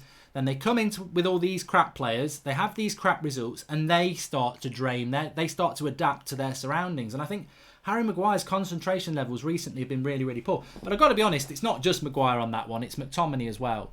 But I've got to go back to that. VAR, I mean, can somebody just check why that's not a handball? Because the last time I checked, your bicep, or whatever it is, I'm probably calling it the wrong muscle. I clearly don't go gym. But that's your arm. To hit it on his shoulder, it's got to bounce up. It's got to bounce up there. So I'm a little bit stunned. They really need to clarify on VAR, because it seems to be, it was, remember, even with Man City, if it hit anywhere on your arm, it was ruled out if you're on the attacking side. And yet somehow in this case it's allowed. There's no middle ground. I do remember doing a watch along on That's Football before, and somebody, no, it was the United game with Sheffield United, wasn't it?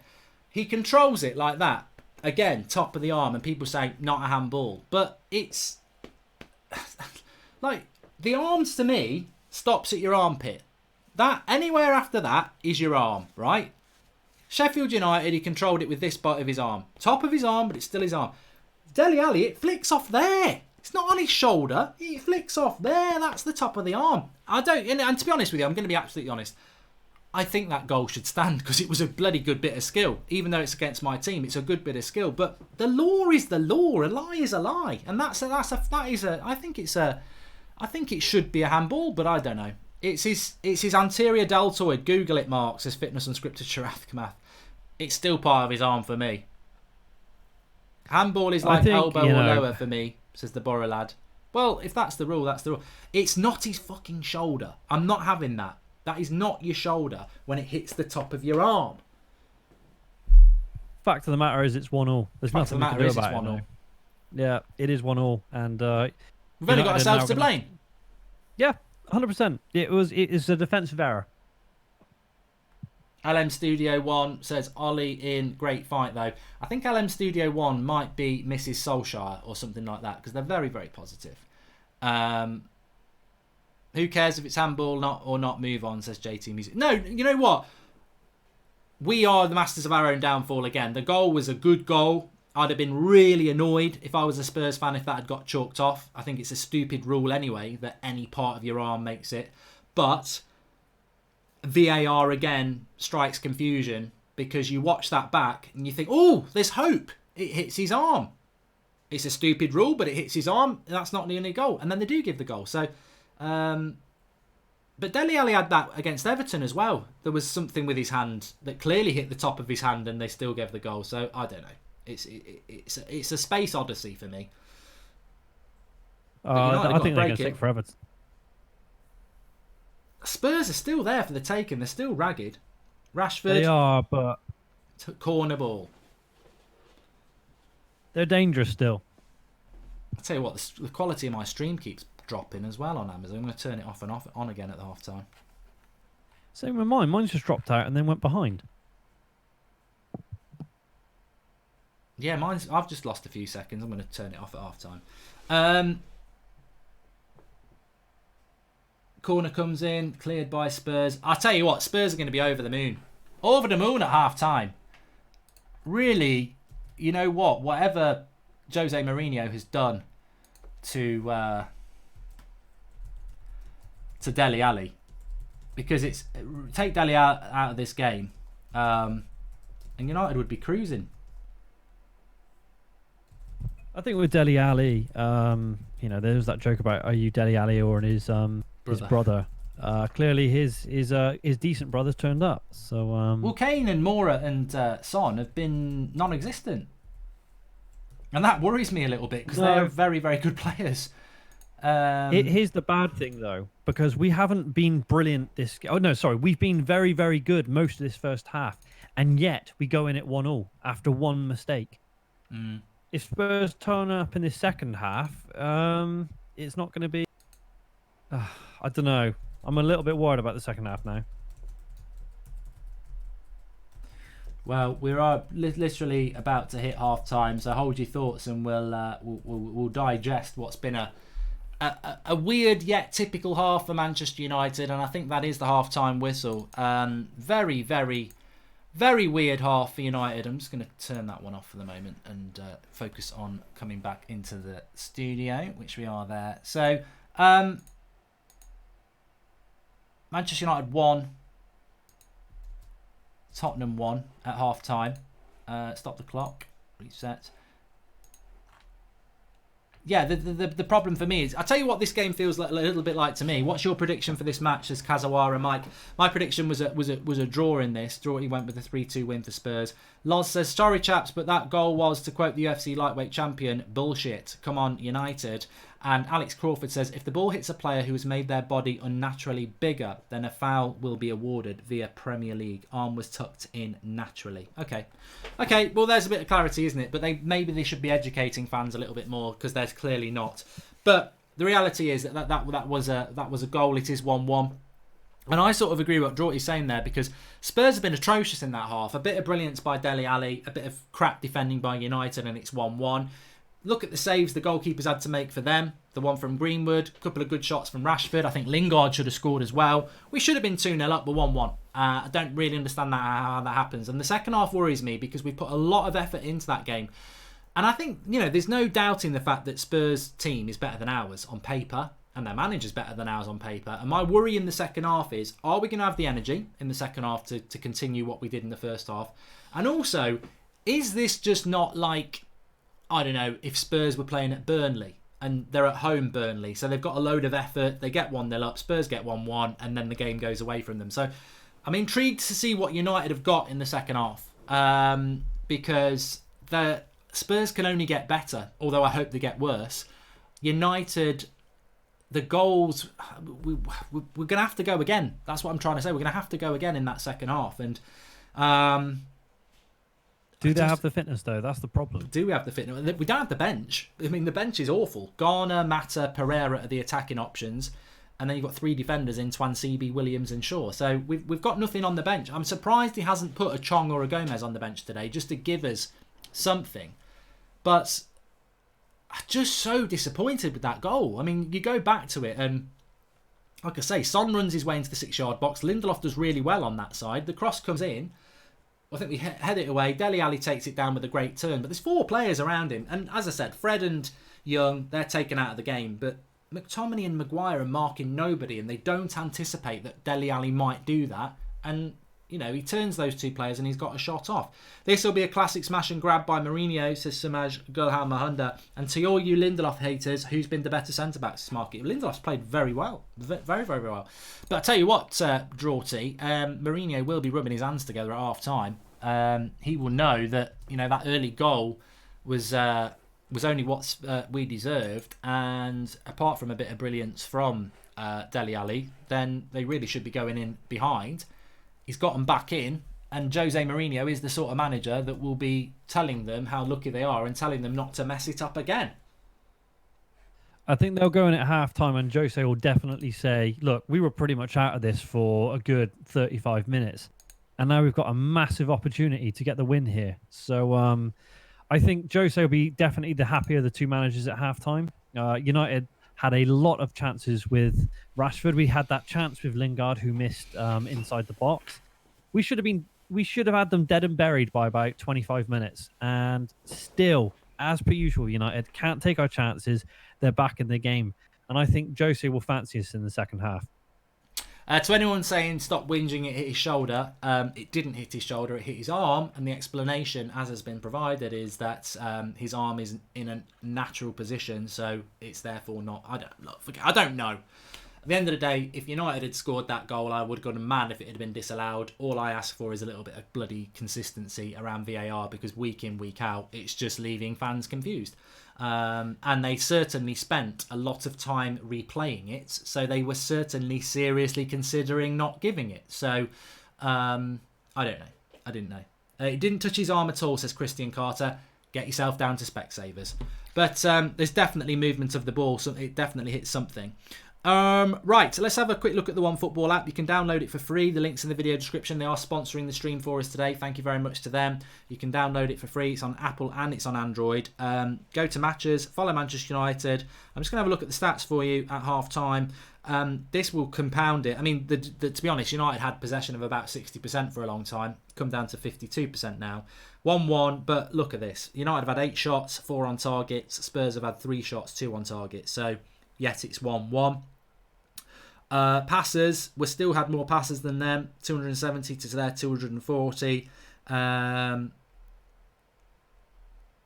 They have won more duels than us, 60% to our 40%. So I just think download the OneFootball app, links in the video description. The great thing about the second half on OneFootball app is you can start voting for your man of the match. And let's not forget, OneFootball app users, 51% of them said that Spurs would win.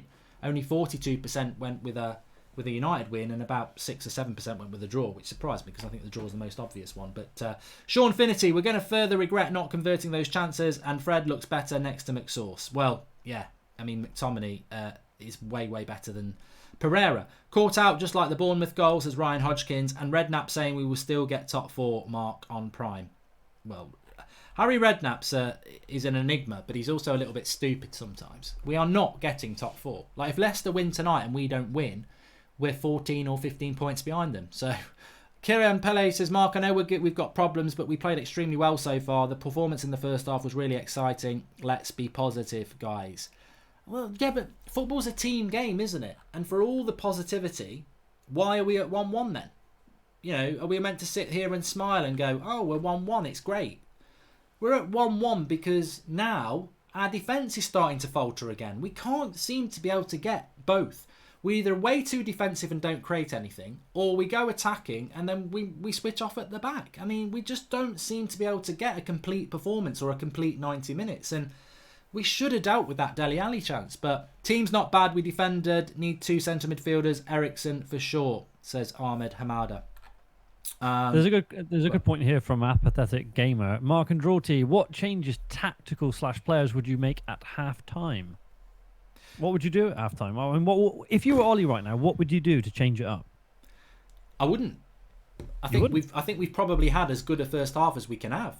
I don't think we can do anything better. We've had 2 or 3 really good chances on top of the goal. Lingard should have scored. Greenwood, it was just a great save. Rashford's had a couple of nearlies, but we should have been 2-0 up. The goal's just bad defensively. I would say you've got to go and win the game again. But as you've said, the concern is, have we got the fitness? Because if we haven't got the fitness, which has been proven all season, then we're going to have to start sitting back. And if we sit back, they're going to attack us. So United have either got the legs to go and replicate that first 40 minutes, and that's what I'd be asking them to do. But if they haven't got those legs, we're in trouble, because we're going to have to drop off and we're going to have to defend. I just really hope we haven't spent all our energy. Well, here's the thing. You look at the subs bench. There's no changes to make. Romero, whatever. Twanzebe, Shaw, Williams, Garner, Andreas, Mata. Well, you're not going to bring Mata on because he'll slow everything up. You're not going to bring on Pereira because he's not been brilliantly lately. Garner, yes, you could bring on Garner perhaps for Fred, but is that the change you want to make? Or maybe put on Garner for Lingard? But other than that, they're all pretty much defensive changes. He's rolled the dice, Ollie, in this game, and it's our entire attack is out there. So honestly, this is as good as it's going to get. If we can't beat them with this starting 11, there's no changes he can make at halftime or even in the rest of the game. we have got to see the same performance in the first half that we saw in the second half that we saw in the first half. That's what we've got to see. It's as simple as that. We've hit 588,000 subscribers. Thanks everyone who is subscribing. Bottom right hand corner, please do subscribe. We've got the fan cams coming in straight after the game. We've got my match reaction. We're live tomorrow night at 8 o'clock. We've got match previews, transfer news, latest news. If there is a sacking over the next week, we'll be live as per. So yeah, subscribe, bottom right hand corner. Fantastic community that we've got, and if you are new to it, you're going to love it, so please subscribe. Bottom right hand corner, if you have subscribed, please do click the share button, share it on Twitter and Facebook. Another fantastic community chat going, and who knows where we're going to end up in this game. LM Studio 1 says, we've played so well, they couldn't touch the ball until the goal. Let's hope we keep the spirit up. It's all going to come down to the fitness for me. That goal is on Young. Should have gone for the header to at least block Ali's view. The front 4-5, McSauce included. And Shivan Nara says, this is our problem as fans. Nice performance against Spurs must not overshadow our previous results. We played nice against Liverpool and Arsenal too. And I do agree with that. And it is a frustration of mine. And I've got to say, there was times in that first half where I was really frustrated, because I'm like, we did play quite well.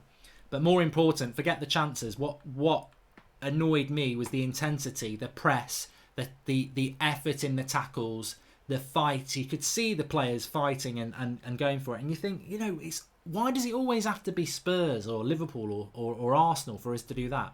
Yet we see ourselves against Bournemouth and Newcastle and West Ham and Brighton and Villa. And that effort's not there. And that's embarrassing. That's embarrassing for the coaching staff. It's embarrassing for those players that they cannot raise themselves week in, week out. Yet they can do it today. It's just the problem that we had, and we've had for a very long time. These players, a lot of them need to go. Nick P, I bet Ollie's in there telling them they've played really well and we should keep it up. He's like blindfolded man walking into a minefield. And Killian Will says, Premier Sports in Ireland disagreeing with VAR and saying it was a handball. The arm ends on the shoulder. Silly decision. VAR is making no sense. I agree. MUFC for life. Quick question for both Draughty and Mark. Rather make a substitution. Should Ollie switch to 4-3-3 and play our wingers further out and midfield more compact and break outside to stretch Spurs midfield? I mean, look, for me, just to go back what you were saying, Draughty, and pick up on that question as well, the substitution I would make would be Lingard off and Pereira on, or Mata on, because I don't actually think Lingard's had a very good game. What he's done is he's the quickest of those three players and he runs around a lot. But he should have scored. He's not very creative. So I would take Lingard off. But I know what Ollie's like. He loves the fact that Lingard runs around a lot. So he will keep him on. But that number 10 position is not there to run around. That's what a number 10 does for Burnley. They run around. They're their first line of defence. That number 10 needs to be creative. And, I'm not saying Pereira or Mata are great shakes themselves. I think they've both been very poor. But, that's the only change I'd look to make. Because you can't take Greenwood off, you can't take Rashford off, and you can't take James off because there's nothing on the bench there. No, I think it's literally the only change you could make, as you say, is Lingard off and Pereira on. But Pereira hasn't exactly set the world on fire of late. And Lingard just has a bit more energy about him than Pereira. So I can understand Lingard being used in this game, but he's pretty ineffective. But then so again is Pereira. So at the moment, I think the only real change that I would personally make is I would bring on Garner for Lingard just to change it up. Maybe release either McTominay further forward, see what he can do, or Fred. I also think that Greenwood's had a hard game today. Not that he's had a bad game. I think he's up against Sanchez and Toby Alderweireld, very physical defenders, and Greenwood's 18. And I think he's struggled. I think it's a hard position for an 18-year-old to be playing against what is a team that played in the Champions League final last year, let's be honest. It's hard for him. I mean, Rooney at that age wasn't really playing as the sort of head striker. You're playing with your back to goal a lot in that position. I'm surprised he didn't play Rashford down the middle and put Greenwood on the right and James on the left, because then you've got less pressure on Greenwood. But he's got involved. He nearly scored a goal, so he just got to keep going. Humi says they was there for the taking. Good teams finish teams off. I cannot see now. Jose has them in the dressing room. Spurs will be as bad second half now. We revert to type and do not lose at all costs. You know what? I think all that's happened in this game is that it's halved. We don't know anything more than we did, yesterday, last night, 10 minutes before kickoff, it's 1-1. It's back level again. Instead of being a 90-minute game, it's a 45-minute game. I don't know which way it's going to go. I agree with you. I think Jose's got the more experience, but can United go for it again? Liverpool are winning 2-0 already against Everton, and that game only kicked off 15 minutes ago. How is he still in a job? There's hope for you, Ollie, because Marco Silva seems to survive every bloody week and he's shit. Do you think Poch should come? Says Kazawari. I think we need to focus on this next 45 minutes, to be honest. Yeah, I think right now, pretty much we're back at stalemate, and I think both managers will be saying to the players at half-time, well, Jose will definitely have the impetus to say you need to step your game up. I think Ollie will probably say more of the same, but just don't make any defensive mistakes, because for the large part of that half, I think we did all right. No, better than all right. I think that's one of the best first halves we've done in a long time. But again, defensively, we're just... It gets to a certain point and we're all over the place. Even if we were 2-0 up at half-time, which we could have been, there's still 45 minutes to go. It's 1-1. There's still 45 minutes to go. Doesn't matter how well we played in the first half. This game will be decided in what's going to happen in the second half. And United, we can't feel sorry for ourselves. It's 1-1. You know, at the end of the day, Spurs would say their goalkeeper made an error.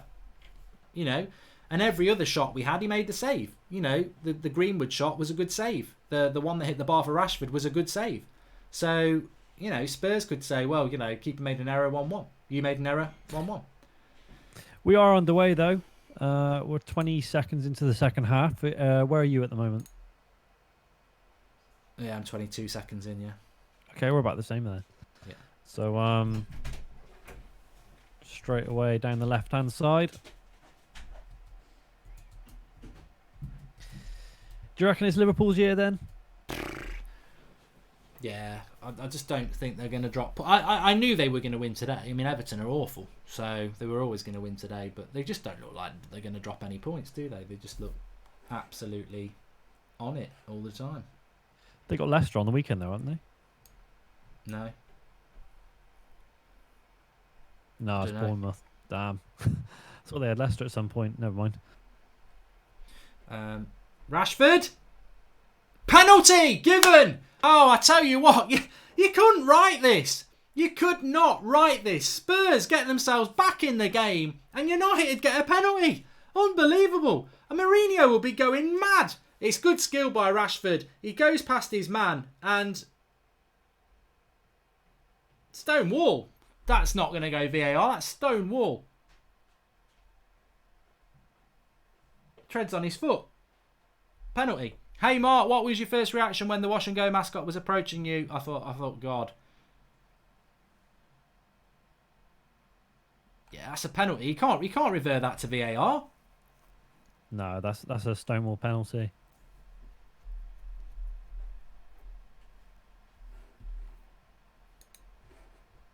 Come on. You just get nervous. You just get nervous. But look, this is it. Luck seems to be on our side. Well, it's not luck because it's a penalty, but it does seem to be on our side a little bit tonight because Mourinho will be like, bloody hell, I've just given a team talk and they've messed it up again. It's not even going to go... Well, I'm sure VAR have looked at it, but there's no way they can't not give that penalty. They've given it. Marcus Rashford is stepping up.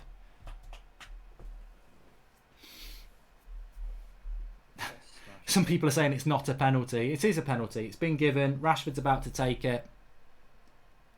People are saying it's not a penalty. Clearly, you can see the face reaction of Rashford. He treads on his foot.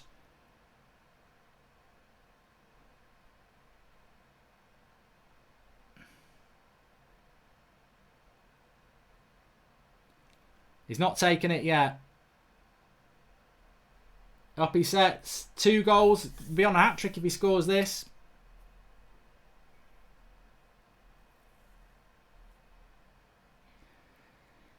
Oh, come on, ref. Bloody hell, everything takes so long. Just take it.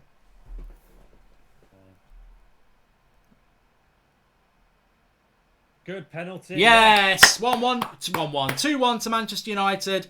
Took his time on that, didn't smash it home and passes it back in. And Rashford's got the second goal for Manchester United. And, well, I think it's justice. I think that's justice. I think United should have been winning this game. And Spurs just... Hopefully that's a sign of more to come from Spurs, because defensively they're all over the shop and we can get at them when we get at them. And early intention from Rashford to do that, wins the penalty, puts it away. Leadership skills from Rashford there. He's certainly stepping up to the plate tonight. United lead 2-1 over Tottenham. And whatever game plan Mourinho had will have disappeared out the window, because United have gone 2-1 up. This is it, though. It's another early goal. And early goals are so important, whether it's second half early goal or first half early goal, because everything the manager's told his players just goes out the window now. Mourinho would have been like, right, let's take control of this game now. Well, no, that's not what's going to happen. United can now revert to what they were doing very well in the first half, which is soaking up the pressure and hitting on the break. And Spurs, well, can they rely on a bit of brilliance again? Because they've not really been creating that much in this game. But, everyone was saying at the start of the season Rashford shouldn't have been given the contract increase. Is that his 13th goal of the season now? 12th or 13th? And we're only into start of December. So, he has stepped it up this year already. He's actually already equal to both his tallies for last season and the season before. It's well, he's always there, isn't he? He always plays. He never, he carries knocks, but he always plays. Whereas others, they don't play every game, and it's a massive, massive help to have someone like that. And he is on fire. Tony's right. He, especially this last month, he's been absolutely bang on. But this just messes up Jose right now, because he will be wanting so badly to beat us, and Spurs once again have got to come from behind. I don't think we've really had this position this season where we've been up in a game twice, have we? No, we normally are up and then we lose it, don't we? But they've been so bad. Spurs have been so bad, and they've sort of started off that way second half, and that's what I was saying in the first half. Is the Mourinho bubble going to burst soon? Because you don't want to be losing within your first month as being a new manager, because your team becomes used to losing then. And he definitely doesn't want to. I mean, I'm getting excited because he definitely doesn't want to lose this game. It's massively symbolic for him. But United will be. Everton have got a goal back, but United will be really. Oh, you've got to be stronger there, Young. And Ashley Young's made a mistake there, but Lucas Moura, Son. Oh, good block. Good block by Fred. That could have been 2-2. Bloody hell. United just don't look defensively that good today, do they? That's what's worrying me. No, I mean, McTominay was strong in the midfield up against Kane, and then Young's just been taken out. Well, not taken out as a foul. He's all over the place. Well, he's trying to skin. If that's Ashley Young, the winger there, you're a fullback and you're trying to take on the right winger. And if you lose the ball like you do, it's good play by Son. It's just a really good block by Fred, and we've cleared it. But that's a little bit worrying because we weren't giving many chances away in the first half, and I think we're in for a very interesting second half. Next goal's the killer, really. Freddie's playing well. To get it now, though. That is the fourth game in a row Spurs have conceded 2 goals under Jose.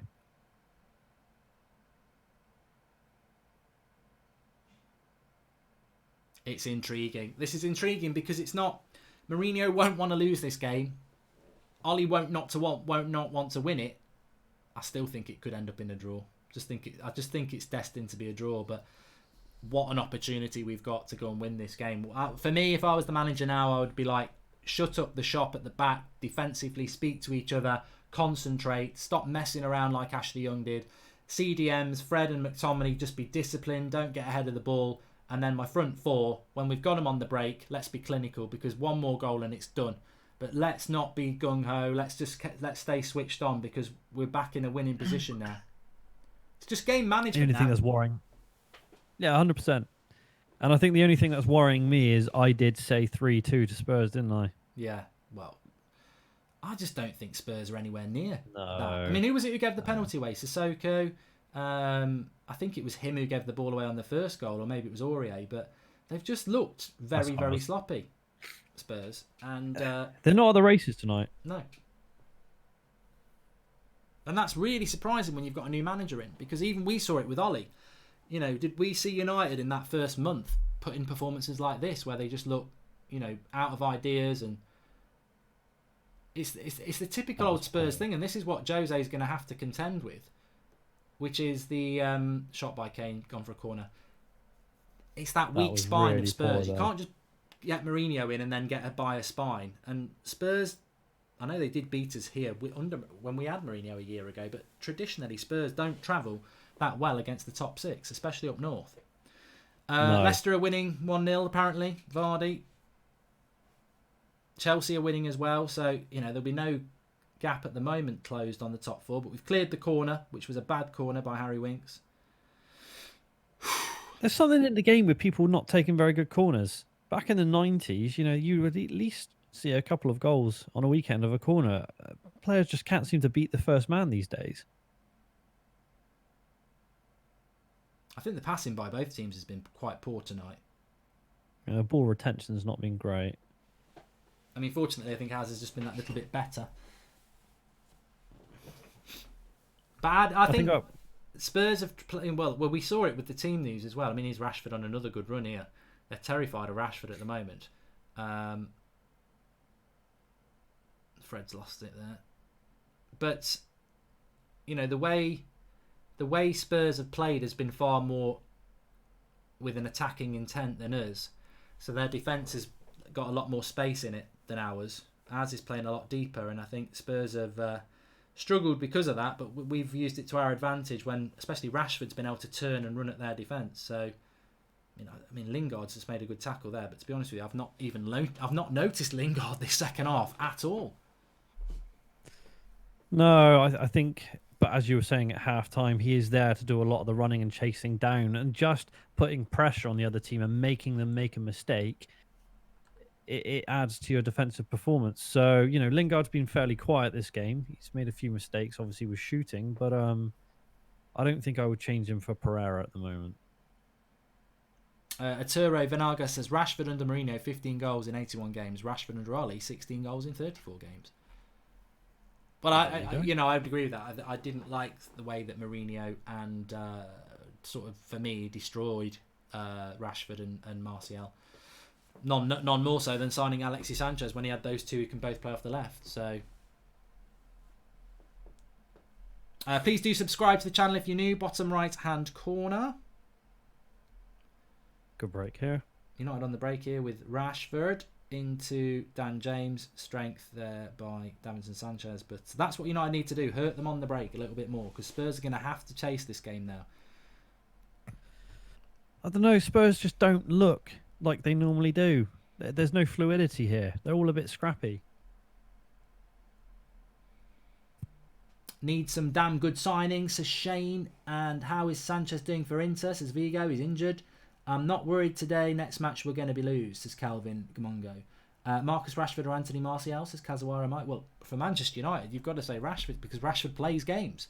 Liverpool are winning 3-1. Both defences have been awful today, says Lucas Hartz. Yeah, but we've managed to get at theirs more than they've got at ours. And Rashford again. I mean, Rashford's just been able to do that.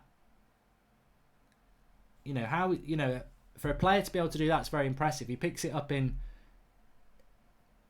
you know, 10, 15 metres away from the penalty box, and he's driving into the penalty box because no one wants to commit. So it's been his carrying of the ball from Rashford's been good today, which is how we got the penalty. Good tackle there. Oh no. Looking for a penalty there. It was never a penalty. Spurs are having to sort of resort to the long ball. I mean, Harry Kane's been very, very quiet today. But that's when he's most dangerous. Come on, United. London is red and Manchester is red, says Zayn Miasi. Well, Arsenal fan there. Be happy. I don't know when Ericsson on their bench? Yeah. Yeah, see, I think Jose should probably bring on Ericsson if they want to change this game up. Obviously, we don't want him to, but I think that's the only way they're going to get any luck in this game. A lot of people did say this before the game, though, that Spurs are weak at the back. And I was like, I haven't watched enough Spurs to know whether that's true, but you think, well, Mourinho, one of the first things he does is sort his team out defensively, and Spurs under Poch were always quite good defensively, but they are a real, you can really get at them at the back. And I don't rate that Aurier. He was a player I actually quite wanted United to sign a couple of years ago, but defensively he's not that good. Back in the days of Red Rumours. I remember doing a few videos on him. Spurs are on the attack here with Vertonghen. Dan James tackling back. Cross comes in onto the roof of the net. Please do download the OneFootball app. They're sponsoring the watch along today. Thanks to them. It's free. It's on Android and on Apple, and you can download it for free, as I said. Let's have a look at this latest stats. You can start voting for your man of the match on it as well. If you go to matches, go to Manchester United 2-1 up. Current leader for the best player, well, I don't think there's any surprises there. It's currently Marcus Rashford, but if you want to get your vote in, you can. And in relation to the match stats, I can tell you that it's around 50-50 for possession at the moment. So it is coming down a little bit. Zayn Massey says keep it up. Eriksen's warming up. Eriksen is warming up. And Spurs are catching us up for passes as well. So there has been a little bit of a shift in the game in the second half. It has become more equal. Obviously, that early penalty for United has put us 2-1 up. But here's Rashford again, running into that box and nearly getting through again. He's causing them all sorts of problems. They've not been able to... He is the difference today, Rashford. Yeah. He is the reason that United are in front of this game. Let's not doubt about it. And as I said, Harry Kane's had a quiet game. Oh, that's good from McTominay. He's just stripped the ball off of Kane there. Really strong.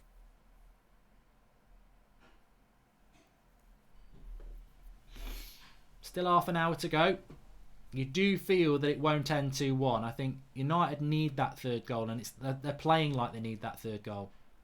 I mean, that's what annoys me about Lingard. For the number 10, he does that too much, and people will say that's quite good play, but a number 10's got to do more.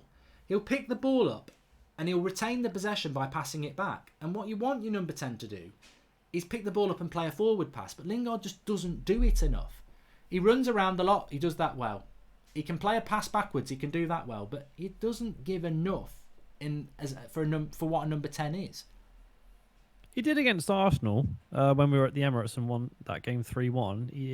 He was very good attacking wise. And I think in that period last... Well, in that period last December, when he went on that little purple patch, again, he was making very, very decent runs. He's just not consistent, and that's his issue. Mark, implications if we win tonight but lose against City, surely this potential victory will buy Oli more time. Cynic would say lose both games. Andrew Chow, I'll come back to that. And Zane says, Harry Kane overrated. Come on, Rashford, use the force. We said it before the game. For me, if Oli drew this game and lost on Saturday, I think his job should be in trouble. If he wins today and loses to City, I think he'll be safe.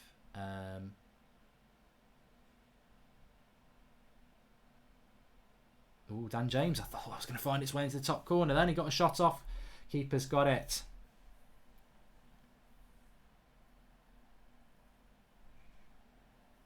There's a chance there. Lee Seward says, please keep this up, United.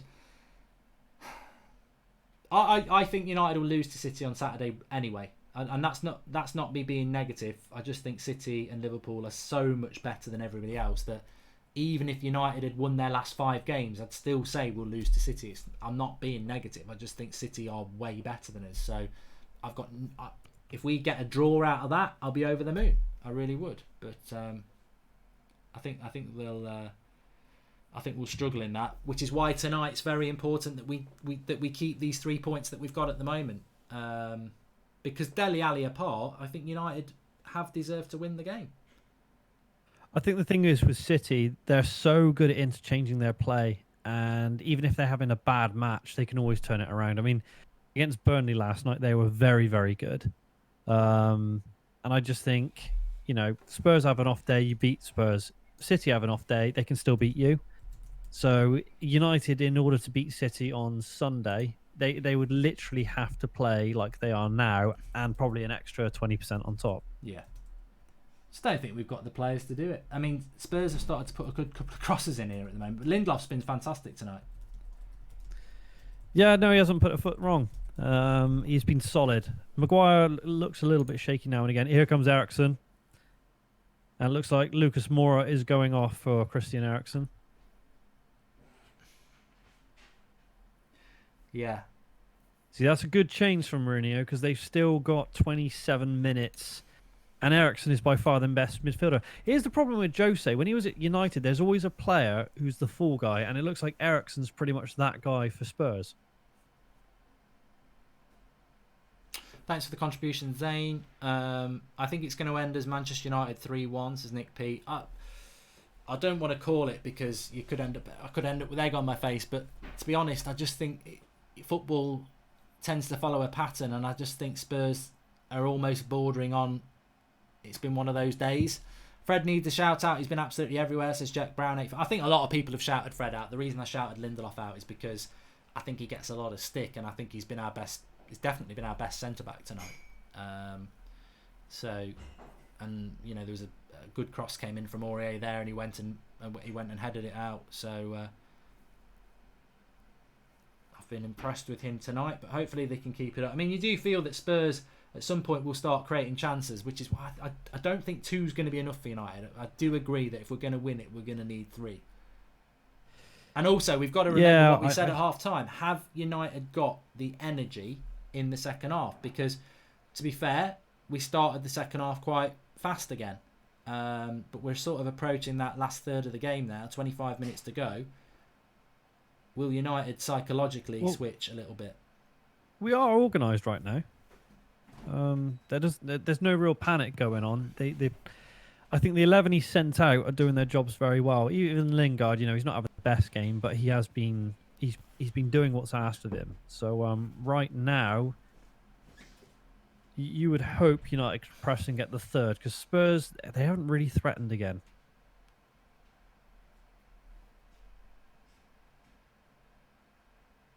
Well, again, still only 2 goals on 2 shots on target for Spurs so far. That time, actually.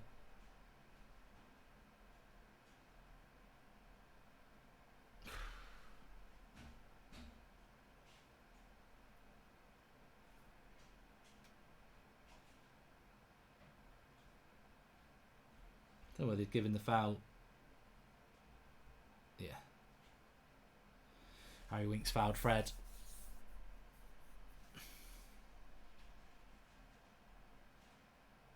Pretty sure that's a foul on Fred, is it not? Yeah. I think Winks has just injured himself.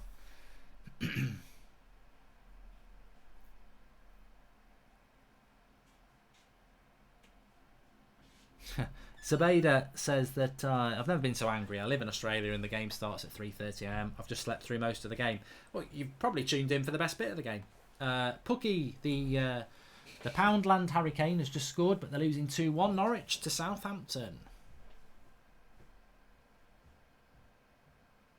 Liverpool 3-1 up. Daniel Christoph says Wan-Bissaka's overrated. He's not worth 50 million. Yeah, but Wan-Bissaka's not put a foot wrong defensively. I think defensively, I think Wan-Bissaka is a fantastic right back. Offensively, yeah, he needs to do a little bit more. But your first job is to defend. Man of the match, Rashford. Said somebody there. I love trains, says Rashford's our best player.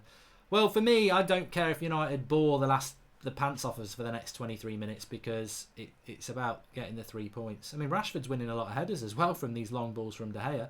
Lingard into the box. He's got no strength, though. Should have been stronger there. He's just a shit footballer, Lingard. I know he's wearing our club badge, but he's just shit. He really is just shit. I don't get why he's even still at the club. He just doesn't offer anything. Apart from running around quick. I think it's more one of those tradition type things. Good shot from Dan James there. That was good play between Lingard and Greenwood, to be fair. And Dan James shoots from distance. I wonder if he just waited a bit. We had Wan-Bissaka on the overload. But shows how bad Spurs are doing. Worse than the pub team from Astana, says Zayn Miasi. There he goes. Rashford scored the second goal from a penalty, Ardish. And Am I wearing my pyjamas, says James Goodman. I have got my pyjama bottoms on, yeah. If you want to get your United Stand 5 Cantonars jumper, the link's in the video description for that. If you want it for Christmas or your Christmas party, get on it. Oh, I thought Lindelof was going to crown off a very good performance there with a header. Now Son's breaking away into Aurier. I think we'll get players back, though. He's gone long. It's a terrible ball. It's into De Gea's arms. It was Sissoko. I've enjoyed United's performance today, says Ashley G.R. Mourinho's putting his hands together, urging his players forward. De Gea has been brilliant. How? What's De Gea done? He's hardly had anything to do. And Dembele's coming on. I presume they'll take Harry Winks off because he's on a yellow card and he's got a knock, so that would make sense. Make Spurs midfielder a bit stronger. Cross coming in from Aurier, corner to United, well covered by Harry Maguire. I don't want the last 20 minutes for us to be just sitting back. We need to be careful, says Callum White.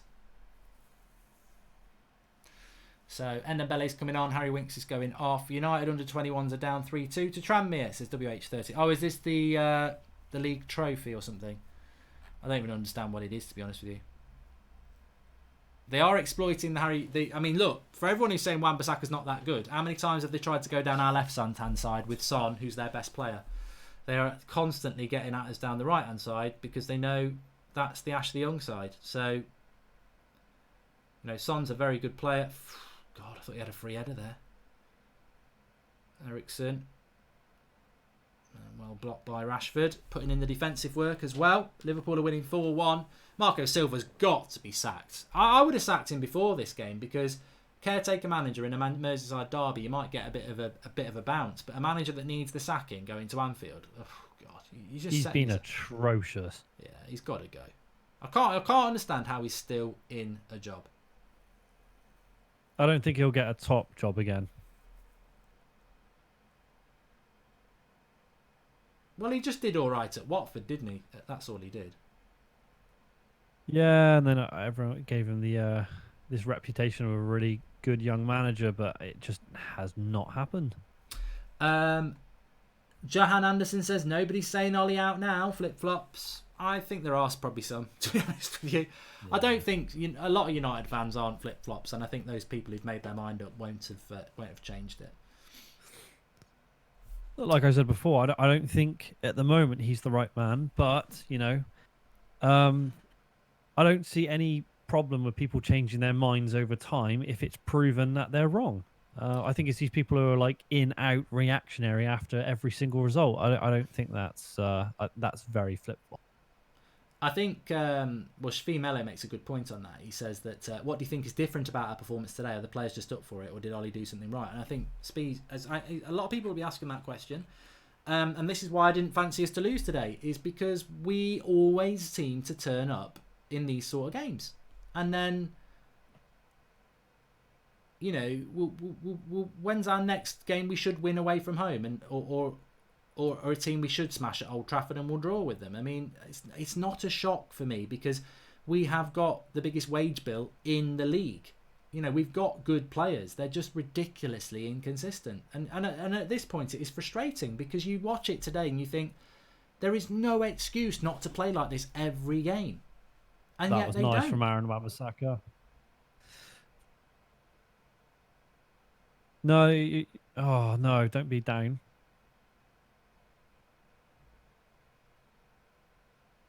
Oh, he's all right now. What are you doing, McTominay, there? What's he going around just smashing into people for? Yeah. I like that. I got a lot of time for that. That's a bit Roy Keane. Yeah.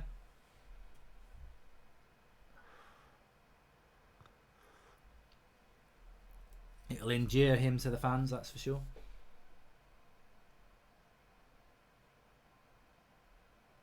Oh, that's some proper shithousery from McTominay there. I like that.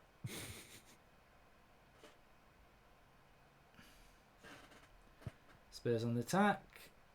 Harry Maguire does all right with it. Well, we're getting closer to that 10 minutes away from the end of the game sort of shit, which we like. Fred, man of the match, says Sky Vines. Everton have scored again. It's 4-2. They ain't coming back in that, are they? Looks like a cracking game, though. How's James been, says Mr. Mulder? I mean, Dan James has been... I mean, he's not been as good as Rashford, but he's had a couple of shots in this second half. He's got involved a bit.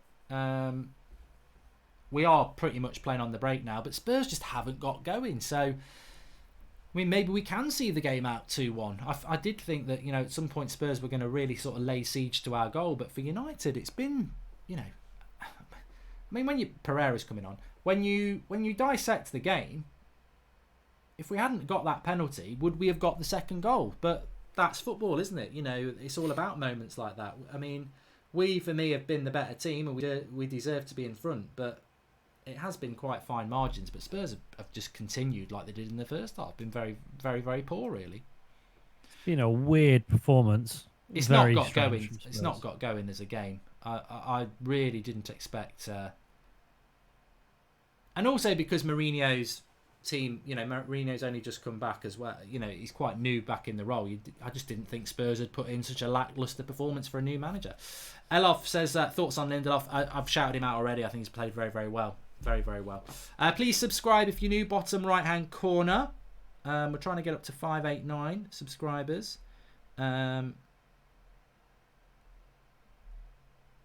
15 minutes to go. Yeah, bottom right hand corner, subscribe. We've got live shows every night at 8 o'clock. We've got fan cams coming in. They're going to be interesting tonight. We got, what else have we got? Match reactions, previews, the lot. You'll really enjoy it. Call-ins. Second half has been poor, says Nicholas. It's not. I've not. It's not been a great football match, has it? It's really coming down to the fact that we just want to get those 3 points. And I think the defence, to me, dare I say it, the defence looks a little bit more switched on this second half. That hopefully we won't make a stupid error, and that if Spurs score a good goal, they score a good goal. But let's not be making any stupid errors. And here's Fred again working really hard, and I think he'll get a goal kick. No, he won't. Harry Maguire, just get rid. Doesn't really get the height on that. Fan cams are people who talk to us after the game. Good cross, De Gea's got it. Pereira, Ollie is trying to get sacks as T-Rex go get it. Well, not if he's bringing Lingard off. I think Lingard's had a bad second half, so...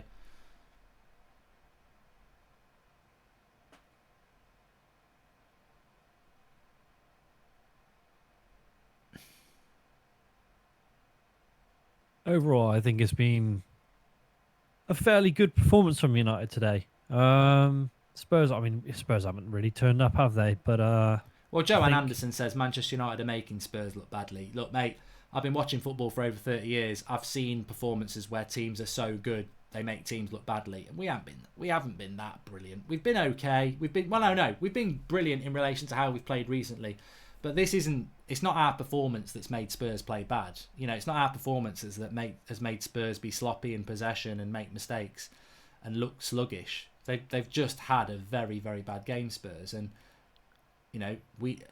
it's brilliant timing for United because we haven't had a bad game. We've been energetic. We've been up for it. And we deserve to be winning the game. Rashford, Manu, welcome. Nate's member of the United Stand Members Club. We definitely play better against the top 5 teams, Brian Parker. We definitely do.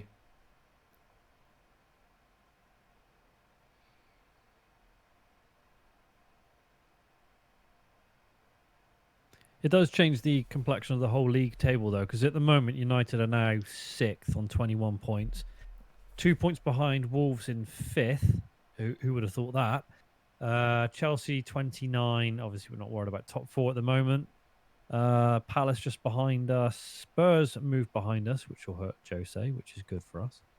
Well, Vimbaras says Harry Kane's been brilliant. Well, and that's the thing. I did a video on That's Football today, and I was saying that who can get top 4 out of United, Arsenal, and Spurs, and I only did that that video a few hours ago, and I felt that momentum was important, and I did think we would draw today, but I did think that if anyone's going to get that top 4 spot and close the gap, I felt it would be Spurs, and yet tonight United will be ahead of Spurs if they win. So,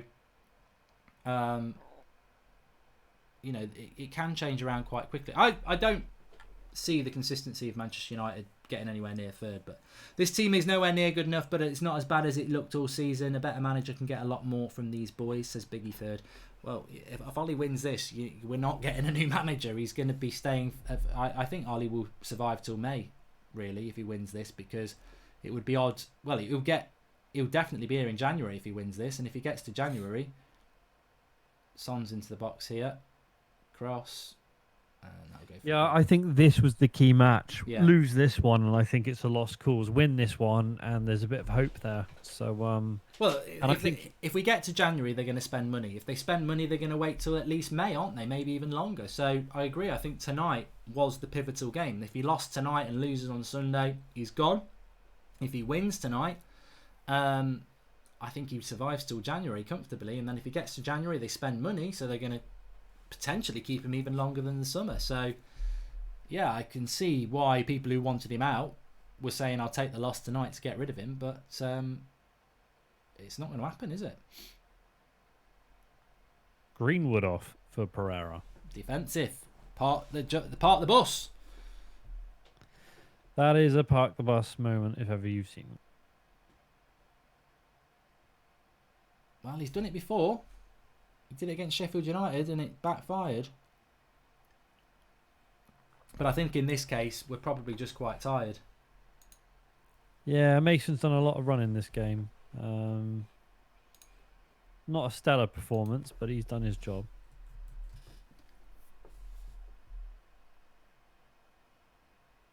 Flipping it the other way, though, it's frustrating, isn't it? Because if we do get the 3 points, then you think we've taken 2 from Sheffield United and Villa, and if only we could have just took, even 4 from that. With the win tonight, it gives you a bit of hope. But well, I mean, you see, if you put it like that, saying basically we lost those 4 points versus Villa and Sheffield, then United are 5th and they're only 4 points behind top 4. So, but how many? In context, yeah. It's a good. This is a very good win if United get it. Yeah. Because a lot of people, I would not have expected Spurs to play like this under Mourinho. He had, he's got a point to prove, and they haven't really proved it. I mean, there are some United fans, definitely not me, who were like, "Oh, I'd take Jose back." Well, why?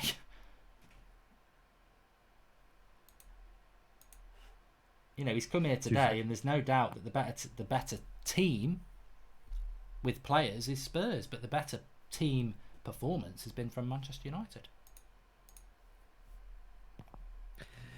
Yeah, and I think Ollie, if he wins this one, is going to have a massive grin tonight because he would have got one up on Jose, and that's massive for him. And I think for the club as well, it's to beat Jose. I think even Ed would probably have a smile tonight. Oh, so, yeah, probably give him another contract. He'll be like, you've saved my blushes. Probably putting on 15 million a year after this.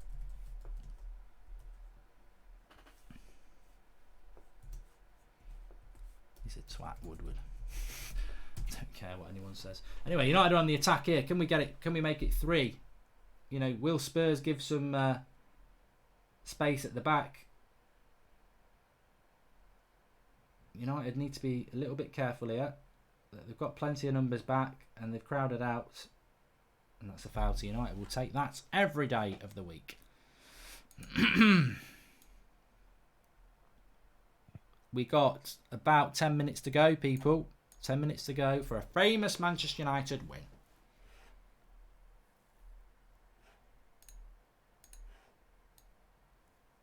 And they're going to bring what looks to me like a defender on. I think Hoyf is a defender for them. Tottenham.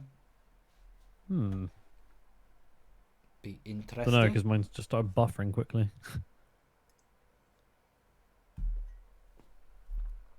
Well, apart from that Son goal, which was pretty much straight after we'd scored the penalty, they've McTominay's just lost it in an odd position there, but we've got plenty of numbers back. Son into Ericsson, into Aurier, into the box, shot straight into De Gea. Calm down.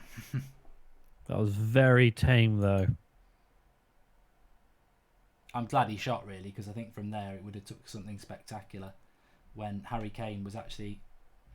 Well, no, I think Maguire had him covered, to be fair. I think if anything's going to happen, either we're going to get the third or it's going to be a last-minute equaliser, because Spurs have been completely toothless this second half. I would go to say that Manchester United deserve to win this game. I don't know what everybody else thinks. I don't think it's been... I'm not saying we've been brilliant, but I think Spurs have been so bad that United... It would be harsh if we didn't get the win. I think the guys are putting a shift tonight. I think 2-1 is a fair result.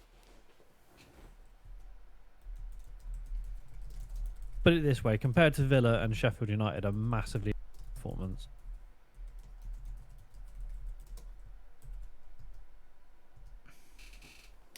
It's Son. He ain't going to run all the way from there, but they have switched it. Harry Kane.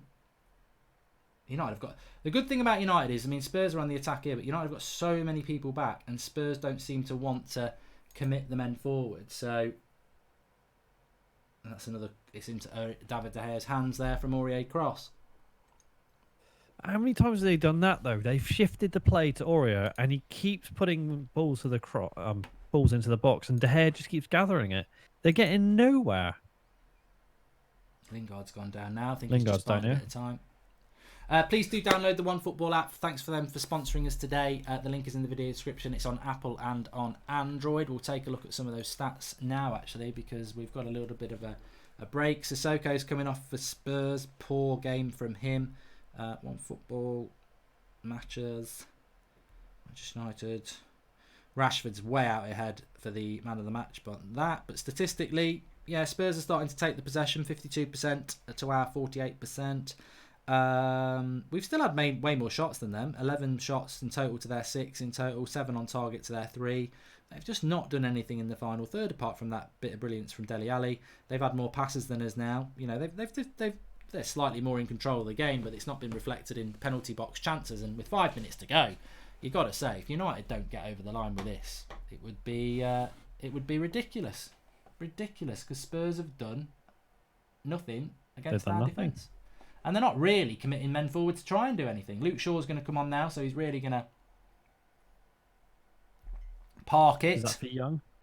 Is it for Young, though? I think it might be for Lingard, because Lingard pulled up a bit, didn't he? No, you're right. It is Lingard.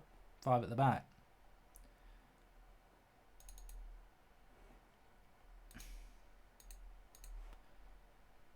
So Lingard goes up. I don't think Lingard had a good game. I'm sure he'll get applauded and people will say, oh yeah, he did well. But for me, I don't think he played well. I think if you take Rashford out of this game, it'd probably be a draw. It looks like he's wincing a little bit. Ollie seems happy now. He's got a smile on his face. He's got a job.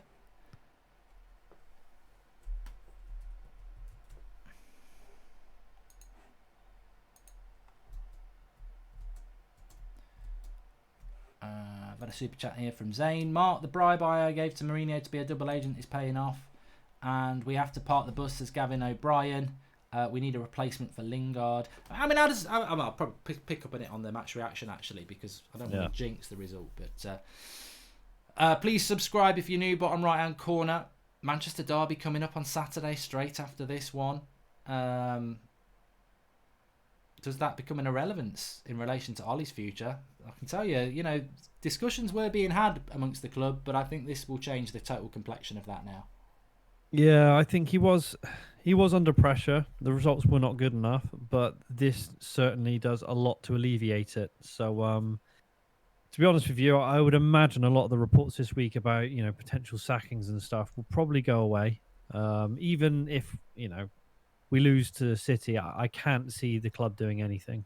No, and that, I mean, in a way, that's sad that it's expected that you're going to lose to City, but it is expected that we're going to lose to City. It's not a result that's going to lead to his sacking. But what I wouldn't like, though, is if it led to the club use it as an excuse to sack him after a City loss. I don't think they would. Unless they're dead set on... I mean, look, what I would say is Pochettino ain't going to wait around. And if you want Pochettino as your manager, then United are going to have to do something about that. And maybe they should do something about that, because Pochettino is a better coach than Ole. But I would be very surprised. Very surprised. I think they want to stick by him, and this gives them the excuse to do that, because you've gone and beaten Spurs, you've gone and beaten Mourinho. So I think this will give him a lot more time, and he can almost live off this. It almost resets the clock. All these bad results against West Ham and Sheffield United and Villa and Bournemouth, this will reset the clock. He'd almost have to go and do that all again for him to be under pressure, I think. I think this is probably the first game since Chelsea where you can say this, if it finishes 2-1, is a good result and a good performance. William says, the club said they didn't plan on... Yeah, well, the club's never going to say that it's planning on sacking a manager. That doesn't happen anyway. They were sticking by Mourinho after the Liverpool loss, and he was gone 24 hours. You think anyone else has the financial power to buy United? The Saudis are controversial, but if it means bringing United back, would you be opposed? Look, I'd consider any ownership over the Glazers, to be honest with you. Just watch out, though. Son... Good. See, Lindelof again there, cutting it out, because if that comes across the face of the goal, it's a concern. Well done, Pereira. Well done, Fred. That was nicely done. Into Pereira, and Alderweireld will hold him off there, a bit weak from there. Fred, undercover man of the match, says Matty Jones. He's been very good, Fred, and I think McTominay's been good, but he hasn't been Fred good. But McTominay's got himself back from an injury, hasn't he? You know, that can't be forgotten. You know, if we'd have played Fred and Pereira today, I think we probably would have lost the game. But Spurs there just giving it away. 4 minutes. Dare I say it, I think we're home and hosed. I do dare say it, because I think Spurs have just done nothing. Atrocious. Jose will be furious. Absolutely furious. But this is what we want. Ollie's a bit more animated than normal. Well, you milk it, don't you? Yeah. You run around and pretend that you're a tactical genius, but well, he deserves it today. His team has been the better team, and you manage the team, don't you? I think Mourinho's got to take the L. He's the manager. His team should have done a lot better. I think everyone expected it to do a lot better. And people like I don't think anyone expected us to be this bad at the start of this season. Not in this game, but preceding it, I don't think anyone expected that run of results. Well, Spurs are just knocking it about around the edge of the box at the moment. I think we've been watching Fred before our eyes. We have been watching Fred before our eyes. I think we've been watching the renaissance of Fred, or the birth of Fred. But Fred's been pretty good. A lot of people have been giving Fred a lot of credit over the last while, and he has been pretty good. But a corner for Spurs here. Eriksen's on it. Apparently he never beats the first man. Well, he did. But Fred will get rid of it. And this is great run by Fred. And Luke Shaw, this should be 3. Rashford, just square it. Oh, that is... Oh, Luke Shaw. Offside, apparently. What a waste. Spurs Stadium might bulldoze the site and turn it into an Arsenal museum, says Zane. Arsenal fans are loving this.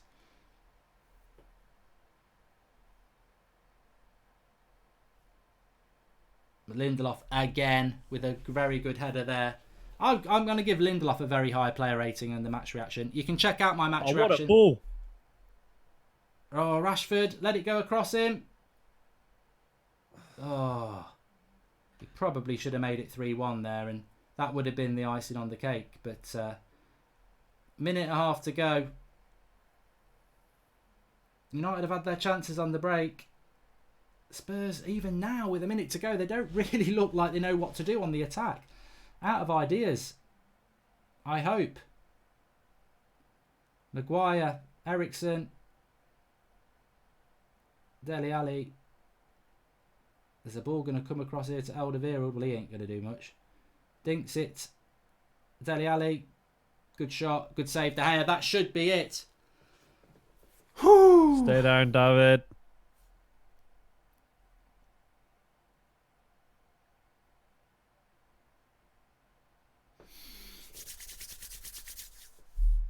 should be it. Squeaky bum time. 30 seconds to go.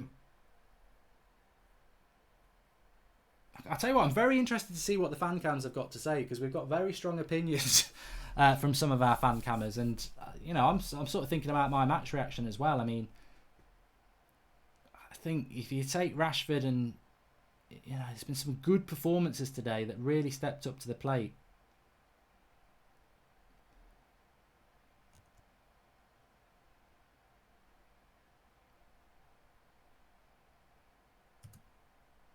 Ten seconds to go. Spurs go for one last attack, maybe. Vertonghen. Good tackle there by Wan-Bissaka. He don't miss those. And the ref could blow his whistle there, because we're 94 minutes. That's it. And he has. And it's a win for Manchester United. It's 2-1. Mourinho shakes hands with Ollie. And it's not what he would have wanted. He'll be pretty pissed off about that, but we're not. Marcus Rashford, extraordinaire. Spurs beaten by Manchester United. They'll be shocked. They will be shocked. And tactical masterclass by Solskjaer with half the quality. Glory, glory, says Strutson. The flip-floppers are out. But Ollie's in. Ollie is in. And I don't think he's going anywhere, Draughty.